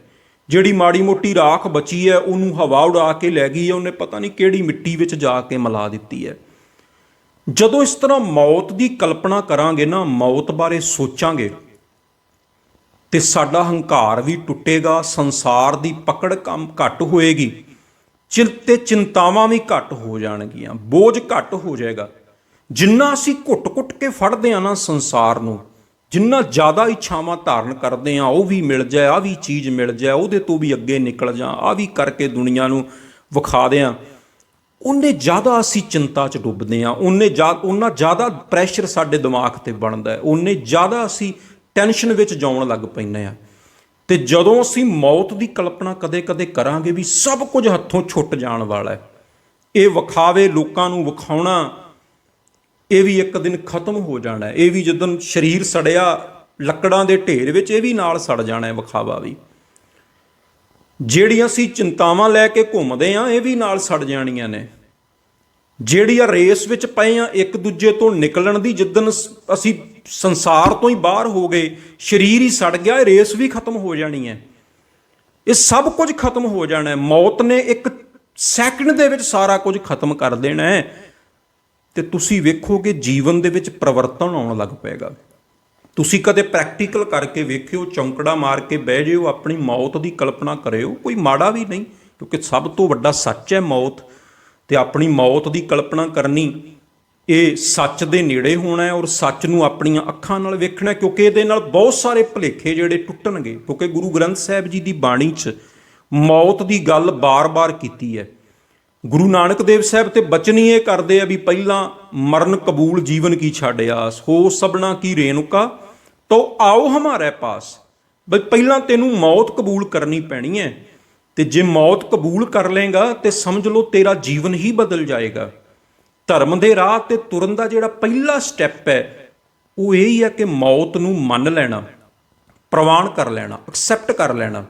ਤੇ ਤੁਸੀਂ ਕਦੇ ਇਸ ਤਰ੍ਹਾਂ ਵੇਖਿਓ, ਜਦੋਂ ਤੁਸੀਂ ਇਸ ਤਰ੍ਹਾਂ 5-10 ਮਿੰਟ ਲਈ ਕਲਪਨਾ ਕਰੋਗੇ ਨਾ, ਮੋਹ ਵੀ ਘਟਣਾ ਸ਼ੁਰੂ ਹੋ ਜਾਏਗਾ, ਹੰਕਾਰ ਵੀ ਟੁੱਟ ਜਾਏਗਾ। ਵੀ ਕਾਹਦਾ ਹੰਕਾਰ ਕਰਨਾ, ਜਦੋਂ ਆਪਣਾ ਸਰੀਰ ਹੀ ਆਪਣੀਆਂ ਅੱਖਾਂ ਸਾਹਮਣੇ ਸੜਦਾ ਵੇਖਾਂਗੇ ਪਿਆਰਿਓ, ਚਿੰਤਾ ਵੀ ਖਤਮ ਹੋ ਜਾਏਗੀ। ਕਾਹਦੀ ਚਿੰਤਾ ਕਰਨੀ, ਕਾਹਦੀ ਕਿਸੇ ਨਾਲ ਤੁਲਨਾ ਕਰਨੀ ਵੀ ਫਲਾਣੇ ਕੋਲ ਵੱਧ ਹੈ ਕਿ ਘੱਟ ਹੈ।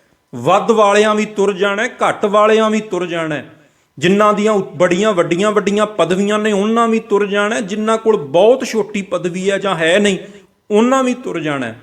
ਰਾਜਿਆਂ ਵੀ ਤੁਰ ਜਾਣਾ, ਗਰੀਬਾਂ ਵੀ ਤੁਰ ਜਾਣਾ। ਸਭ ਨੂੰ ਇੱਕ ਦਿਨ ਸਾਰਾ ਕੁਝ ਛੱਡ ਕੇ ਜਾਣਾ ਪੈਣਾ। ਫਿਰ ਸਾਰਾ ਕੁਝ ਜੇ ਛੱਡ ਕੇ ਹੀ ਜਾਣਾ ਤੇ ਫਿਰ ਕਾਹਦੀਆਂ ਚਿੰਤਾਵਾਂ ਦੇ ਵਿੱਚ ਜਾਣਾ। ਇਹ ਹੈ ਜਿਉਂਦੇ ਜੀ ਇਹਨਾਂ ਬੰਧਨਾਂ ਦੇ ਵਿੱਚੋਂ ਮੁਕਤ ਹੋ ਜਾਣਾ। ਇਹ ਹੈ ਭਰਮ ਦੇ ਵਿੱਚੋਂ ਬਾਹਰ ਨਿਕਲਣਾ। ਜਦੋਂ ਸੱਚ ਸਾਹਮਣੇ ਨਜ਼ਰ ਆਉਣ ਲੱਗ ਪੈਂਦਾ ਨਾ, ਫਿਰ ਬੰਦਾ ਝੂਠ ਦੇ ਵਿੱਚੋਂ ਜਾਗ ਪੈਂਦਾ। ਫਿਰ ਝੂਠ ਵਿੱਚੋਂ ਬੰਦਾ ਨਹੀਂ ਜਿਉ ਸਕਦਾ। ਅਸੀਂ ਅੱਜ ਝੂਠ ਵਿੱਚ ਜਿਉ ਰਹੇ ਹਾਂ, ਭੁਲੇਖੇ 'ਚ ਜਿਉ ਰਹੇ ਹਾਂ, ਭਰਮ 'ਚ ਜਿਉ ਰਹੇ ਹਾਂ ਵੀ ਮੈਂ ਸਦਾ ਹੀ ਰਹਿਣਾ ਧਰਤੀ ਤੇ, ਮੇਰਾ ਸਰੀਰ ਸਦਾ ਹੀ ਇਸ ਤਰ੍ਹਾਂ ਰਹੇਗਾ, ਮੇਰਾ ਨਾਮ ਸਦਾ ਹੀ ਇਸ ਤਰ੍ਹਾਂ ਰਹੇਗਾ, ਮੇਰੇ ਕੋਲ ਧਨ ਸਦਾ ਹੀ ਇਸ ਤਰ੍ਹਾਂ ਰਹੇਗਾ, ਮੈਂ ਸਦਾ ਹੀ ਧਰਤੀ ਤੇ ਇਸ ਤਰ੍ਹਾਂ ਰਵਾਂਗਾ। ਇਹ ਸਭ ਤੋਂ ਵੱਡਾ ਭੁਲੇਖਾ ਹੈ। ਤੇ ਜਿੱਦਣ ਅੱਖਾਂ ਦੇ ਸਾਹਮਣੇ, ਕਿਉਂਕਿ ਅੱਜ ਤੱਕ ਅਸੀਂ ਦੂਜਿਆਂ ਦੀਆਂ ਅਰਥੀਆਂ ਬਲਦੀਆਂ ਵੇਖੀਆਂ ਨੇ। ਮੰਨ ਲਓ ਰਿਸ਼ਤੇਦਾਰਾਂ, ਸਾਕ ਸੰਬੰਧੀਆਂ 'ਚ, ਨਗਰ 'ਚ ਜਦੋਂ ਕਿਸੇ ਦੀ ਮੌਤ ਹੋ ਜਾਂਦੀ ਹੈ ਤੇ ਅਸੀਂ ਅਫਸੋਸ ਕਰਨ ਲਈ ਵੀ ਜਾਂਦੇ ਹਾਂ, ਸੰਸਕਾਰ 'ਤੇ ਵੀ ਜਾਂਦੇ ਹਾਂ। ਤੇ ਤੁਸੀਂ ਵੀ ਆਪਣੇ ਜੀਵਨ ਵਿੱਚ ਬਹੁਤ ਸਾਰੇ ਸਾਕ ਸੰਬੰਧੀ ਰਿਸ਼ਤੇਦਾਰਾਂ ਦੀ ਜਦੋਂ ਡੈਥ ਹੁੰਦੀ ਹੈ ਜਾਂ ਸੰਸਕਾਰ ਦੇ ਵਿੱਚ ਸ਼ਾਮਲ ਹੋਏ ਹੋਵੋਗੇ। ਤੇ ਅਸੀਂ ਉੱਥੇ ਮੜੀਆਂ 'ਚ ਖੜ ਕੇ ਵੇਖਦੇ ਹਾਂ ਜਦੋਂ ਸਾਡੇ ਕਿਸੇ ਆਪਣੇ ਮਿੱਤਰ ਦੀ, ਸਾਕ ਸੰਬੰਧੀ ਦੀ ਜਿਹੜੀ ਹੈ ਸਾਹਮਣੇ ਅਰਥੀ ਬਲ ਰਹੀ ਹੁੰਦੀ ਹੈ। ਅਸੀਂ ਦੂਜਿਆਂ ਦੀ ਹੀ ਅੱਜ ਤੱਕ ਵੇਖਦੇ ਰਹੇ ਹਾਂ, ਪਰ ਜਦੋਂ ਜਿਉਂਦੇ ਜੀ ਅਸੀਂ ਆਪਣੇ ਬਾਰੇ ਇਹ ਸੋਚਣ ਲੱਗ ਪਵਾਂਗੇ ਨਾ, ਤੇ ਜੀਵਨ ਇੱਕਦਮ ਪਲਟਣ ਲੱਗ ਜਾਏਗਾ, ਜੀਵਨ ਇੱਕਦਮ ਬਦਲਣ ਲੱਗ ਜਾਏਗਾ। ਵੇਖੋ, ਉਹ ਘਟਨਾ ਤੇ ਇੱਕ ਦਿਨ ਵਾਪਰਨੀ ਹੋਈ ਵਾਪਰਨੀ ਹੈ, ਸਭ ਨਾਲ ਵਾਪਰਨੀ ਹੈ। ਸਭ ਨੇ ਇੱਕ ਦਿਨ ਸੰਸਾਰ ਦੇ ਵਿੱਚੋਂ ਜਾਣਾ ਹੈ, ਪਰ ਜਿਉਂਦਿਆਂ ਜੀ ਇਸ ਚੀਜ਼ ਨੂੰ ਮੰਨ ਲੈਣਾ, ਜਿਉਂਦਿਆਂ ਜੀ ਐਕਸੈਪਟ ਕਰ ਲੈਣਾ, ਜਿਉਂਦਿਆਂ ਜੀ ਪ੍ਰਵਾਨ ਕਰ ਲੈਣਾ, ਇਹਦੇ ਨਾਲ ਹੀ ਜੀਵਨ ਦੇ ਵਿੱਚ ਸਭ ਤੋਂ ਵੱਡਾ ਪਲਟਾ ਵੱਜਦਾ ਹੈ। ਇਹਦੇ ਨਾਲ ਹੀ ਜੀਵਨ ਜਿਹੜਾ ਹੈ ਉਹ ਬਦਲ ਜਾਂਦਾ ਹੈ, ਕਿਉਂਕਿ ਮੌਤ ਸਾਹਮਣੇ ਨਜ਼ਰ ਆਉਣ ਲੱਗ ਪੈਂਦੀ ਹੈ। ਹੁਣ ਇੱਥੇ ਸਭ ਤੋਂ ਵੱਡਾ ਇੱਕ ਸਵਾਲ ਪੈਦਾ ਹੋਏਗਾ। ਇੱਕ ਸਵਾਲ ਇਹ ਪੈਦਾ ਹੋਏਗਾ ਬਈ ਜੇ ਮੌਤ ਆਉਣੀ ਹੈ, ਅਸੀਂ ਕਦੇ ਕਦੇ ਸੋਚਦੇ ਵੀ ਹਾਂ ਅੱਖਾਂ ਬੰਦ ਕਰਕੇ ਵੀ ਹਾਂ ਮੈਂ ਮਰ ਚੁੱਕਿਆ, ਮੈਨੂੰ 4 ਜਣੇ ਚੁੱਕ ਕੇ ਲਿਜਾ ਰਹੇ ਆ, ਮੇਰਾ ਸੰਸਕਾਰ ਕਰਤਾ, ਮੇਰਾ ਸਰੀਰ ਰਾਖ ਬਣ ਗਿਆ, ਸਭ ਕੁਝ ਸੜ ਗਿਆ। ਤੇ ਇਹਦੇ ਨਾਲ ਕੀ ਹੈ, ਫਿਰ ਕੰਮ ਧੰਦਾ ਛੱਡ ਦਈਏ, ਫਿਰ ਇਹ ਭੱਜ ਦੌੜ ਛੱਡ ਦਈਏ। ਜੇ ਅਸੀਂ ਕੰਮ ਧੰਦਾ ਕਰਦੇ ਹਾਂ, ਬਿਜ਼ਨਸ ਕਰਦੇ ਹਾਂ, ਖੇਤੀ ਕਰਦੇ ਹਾਂ, ਦੁਕਾਨ ਚਲਾਉਂਦੇ ਹਾਂ, ਨੌਕਰੀ ਕਰਦੇ ਹਾਂ, ਫਿਰ ਛੱਡ ਕੇ ਬਹਿ ਜਾਣਾ ਚਾਹੀਦਾ। ਤੇ ਫਿਰ ਸੰਸਾਰ ਕਿਵੇਂ ਚੱਲੇਗਾ? ਨਹੀਂ ਪਿਆਰਿਓ, ਗੁਰੂ ਨਾਨਕ ਦੇਵ ਸਾਹਿਬ ਨੇ ਕਿੱਥੇ ਕਿਹਾ ਵੀ ਛੱਡ ਕੇ ਬਹਿਣਾ? ਛੱਡਣਾ ਨਹੀਂ ਹੈ, ਸੰਸਾਰ ਵਿੱਚ ਹੀ ਰਹਿਣਾ ਹੈ, ਕੰਮ ਧੰਦੇ ਵੀ ਕਰਨੇ ਹੈ, ਪਰਿਵਾਰ ਦੀ ਪਾਲਣਾ ਵੀ ਕਰਨੀ ਹੈ। ਜੋ ਤੁਸੀਂ ਬਿਜ਼ਨਸ ਕਰਦੇ ਹੋ, ਦੁਕਾਨ ਚਲਾਉਂਦੇ ਹੋ, ਖੇਤੀ ਕਰਦੇ ਹੋ, ਨੌਕਰੀ ਕਰਦੇ ਹੋ, ਸਾਰਾ ਕੁਝ ਕਰਨਾ ਹੈ, ਪਰ ਆਪਣੇ ਅੰਦਰ ਇਹ ਖਿਆਲ ਬਣਾ ਕੇ ਰੱਖਣਾ ਵੀ ਇੱਕ ਦਿਨ ਮੌਤ ਆਉਣੀ ਹੈ, ਇੱਕ ਦਿਨ ਮੌਤ ਆਏਗੀ, ਸਾਰਾ ਕੁਝ ਛੱਡ ਕੇ ਜਾਣਾ ਪਏਗਾ। ਬਸ ਇਹ ਖਿਆਲ ਅੰਦਰ ਬਣਾ ਕੇ ਰੱਖਣਾ। ਜੇ ਖਿਆਲ ਅੰਦਰ ਬਣਿਆ ਰਹੇਗਾ, ਫਿਰ ਜੇ ਕੋਈ ਘਾਟਾ ਵੀ ਪੈ ਜਾਏਗਾ ਤੇ ਉਹਦੀ ਚਿੰਤਾ ਨਹੀਂ ਹੋਏਗੀ। ਜੇ ਖਿਆਲ ਅੰਦਰ ਬਣਿਆ ਰਹੇਗਾ, ਫਿਰ ਕਿਸੇ ਨਾਲ ਠੱਗੀ ਮਾਰਨ ਦਾ ਵਿਚਾਰ ਅੰਦਰ ਪੈਦਾ ਨਹੀਂ ਹੋਏਗਾ। ਜੇ ਇਹ ਖਿਆਲ ਅੰਦਰ ਬਣਿਆ ਰਹੇਗਾ, ਫਿਰ ਇੱਕ ਦੂਜੇ ਤੋਂ ਅੱਗੇ ਨਿਕਲਣ ਦੀ ਰੇਸ ਵਿੱਚ ਅਸੀਂ ਨਹੀਂ ਪਵਾਂਗੇ। ਫਿਰ ਤੇ ਉਸ ਤਰ੍ਹਾਂ ਜੀਵਨ ਹੋ ਜਾਏਗਾ ਵੀ ਮੰਨ ਲਓ ਜਿਵੇਂ ਅਸੀਂ ਸੜਕ ਤੇ ਜਾ ਰਹੇ ਹਾਂ, ਆਰਾਮ ਨਾਲ ਆਨੰਦ ਮਾਣਦੇ ਹੋਏ ਆਪਣੀ ਯਾਤਰਾ ਤੈਅ ਕਰ ਰਹੇ ਹਾਂ, ਕਿਸੇ ਤੋਂ ਅੱਗੇ ਨਿਕਲਣ ਦੀ ਕੋਈ ਕਾਹਲ ਹੀ ਨਹੀਂ ਵੀ ਕਿਸੇ ਨੂੰ ਪਿੱਛੇ ਛੱਡਦਾ, ਕਿਸੇ ਤੋਂ ਅੱਗੇ ਨਿਕਲ ਜਾਵਾਂ। ਨਹੀਂ, ਕਿਸੇ ਤੋਂ ਅੱਗੇ ਕਿਵੇਂ ਨਿਕਲਿਆ ਹੀ ਨਹੀਂ ਜਾ ਸਕਦਾ। ਜੇ ਅਸੀਂ ਅੱਗੇ ਨਿਕਲ ਵੀ ਜਾਵਾਂਗੇ ਜੀਵਨ ਦੇ ਵਿੱਚ, ਤੇ ਇੱਕ ਦਿਨ ਮੌਤ ਹੀ ਆਉਣੀ ਹੈ, ਸਾਰਾ ਕੁਝ ਛੱਡ ਕੇ ਹੀ ਜਾਣਾ ਪੈਣਾ। ਤੇ ਫਿਰ ਅੱਗੇ ਨਿਕਲ ਕੇ ਵੀ ਕੋਈ ਅੱਗੇ ਨਿਕਲ ਸਕਦਾ, ਕਿਉਂਕਿ ਪ੍ਰਮਾਤਮਾ ਦੀ ਕੁਦਰਤ ਦੇ ਨਿਯਮ ਹੀ ਇਸ ਤਰ੍ਹਾਂ ਦੇ ਨੇ। ਸਾਨੂੰ ਲੱਗਦਾ ਵੀ ਅਸੀਂ ਬਹੁਤ ਅੱਗੇ ਕਿਸੇ ਨੂੰ ਛੱਡ ਕੇ ਨਿਕਲ ਗਏ ਆ, ਪਰ ਇੱਕ ਦਿਨ ਬੁਢੇਪਾ ਆ ਜਾਣਾ, ਮੌਤ ਆ ਜਾਣੀ ਹੈ, ਤੇ ਫਿਰ ਵੀ ਤੇ ਸਾਰਾ ਕੁਝ ਛੱਡਣਾ ਹੀ ਪੈਣਾ। ਇਸ ਕਰਕੇ ਇੱਥੇ ਨਾ ਕੋਈ ਅੱਗੇ ਹੈ ਤੇ ਨਾ ਕੋਈ ਪਿੱਛੇ ਹੈ। ਵਾਰੀ ਆਪੋ ਆਪਣੀ ਚੱਲੇ ਮਸਾਇਕ ਸ਼ੇਖ, ਜਿਵੇਂ ਬਾਬਾ ਫਰੀਦ ਸਾਹਿਬ ਕਹਿੰਦੇ ਆ ਵੀ ਵਾਰੀ ਸਭ ਨੂੰ ਇਹ ਸਾਰਾ ਕੁਝ ਛੱਡ ਕੇ ਜਾਣਾ ਪੈਂਦਾ। ਸੋ ਜੇ ਇੱਕ ਦਿਨ ਛੱਡ ਕੇ ਹੀ ਜਾਣਾ, ਫਿਰ ਆਨੰਦ ਨਾਲ ਜੀਵਨ ਜਿਉਈਏ, ਕੰਮ ਧੰਦਾ ਵੀ ਕਰੀਏ, ਜੋ ਕੁਝ ਵੀ ਅਸੀਂ ਕਰਦੇ ਹਾਂ ਆਪਣੇ ਜੀਵਨ ਦੇ ਵਿੱਚ ਉਹ ਵੀ ਕਰੀਏ, ਪਰ ਇਹ ਖਿਆਲ ਸਦਾ ਆਪਣੇ ਅੰਦਰ ਬਣਾ ਕੇ ਰੱਖੀਏ, ਕਿਉਂਕਿ ਇਸ ਖਿਆਲ ਦੇ ਨਾਲ ਜਿਹੜਾ ਪ੍ਰੈਸ਼ਰ ਹੈ ਉਹ ਦਿਮਾਗ ਤੇ ਘਟਦਾ ਹੈ। ਨਹੀਂ ਤੇ ਇੰਨਾ ਜ਼ਿਆਦਾ ਲੋਡ ਅੱਜ ਪਤਾ ਨਹੀਂ ਕਿਸ ਤਰ੍ਹਾਂ ਦੇ ਤੁਲਨਾ ਦੇ ਵਿੱਚ ਅਸੀਂ ਜਿਉਂਦੇ ਹਾਂ, ਕਿਉਂਕਿ ਪੁਰਾਣੇ ਸਮਿਆਂ 'ਚ ਤੇ ਇਹ ਹੁੰਦਾ ਸੀ ਵੀ ਚਲੋ ਬੰਦਾ ਕਿੰਨੀ ਕੁ ਤੁਲਨਾ ਕਰ ਲੈਂਦਾ ਸੀ, ਵੱਧ ਤੋਂ ਵੱਧ ਬੰਦਾ ਤੁਲਨਾ ਵੀ ਚਲੋ ਜਿਹੜੇ ਉਹਦੇ ਆਲੇ ਦੁਆਲੇ ਦੇ ਲੋਕ ਹੈ, ਮੰਨ ਲਓ ਪਿੰਡ ਦੇ ਲੋਕ ਹੈ, ਰਿਸ਼ਤੇਦਾਰ ਹੈ, ਉਨਿਆਂ ਕੁ ਨਾਲ ਉਹ ਤੁਲਨਾ ਕਰਦਾ ਸੀ ਵੀ ਫਲਾਣੇ ਰਿਸ਼ਤੇਦਾਰ ਦਾ ਘਰ ਪਿੰਡ ਵਿੱਚ, ਫਲਾਣੇ ਦਾ ਘਰ ਉਹਦਾ ਵੱਡਾ ਹੈ, ਮੇਰਾ ਘਰ ਛੋਟਾ ਹੈ, ਜਾਂ ਮੇਰਾ ਘਰ ਵੱਡਾ ਹੈ ਉਹਦਾ ਛੋਟਾ ਹੈ। ਇੰਨੀ ਕੁ ਤੁਲਨਾ ਹੁੰਦੀ ਸੀ ਛੋਟੇ ਜਿਹੇ ਦਾਇਰੇ 'ਚ। ਅੱਜ ਕੀ ਹੈ, ਅੱਜ ਇੰਟਰਨੈਟ ਦਾ ਯੁੱਗ ਹੈ, ਤੇ ਬੰਦਾ ਪਤਾ ਨਹੀਂ ਇੱਕ ਦੇਸ਼ ਵਿੱਚ ਬੈਠਾ, ਇੱਕ ਨਗਰ ਵਿੱਚ ਬੈਠਾ, ਉਹ ਪੂਰੀ ਦੁਨੀਆ ਦੇ ਕਿਹੜੇ ਲੋਕਾਂ ਦੇ ਨਾਲ ਤੁਲਨਾ ਕਰ ਰਿਹਾ ਹੋਵੇ। ਤੁਲਨਾ ਦਾ ਕੋਈ ਐਂਡ ਹੀ ਨਹੀਂ।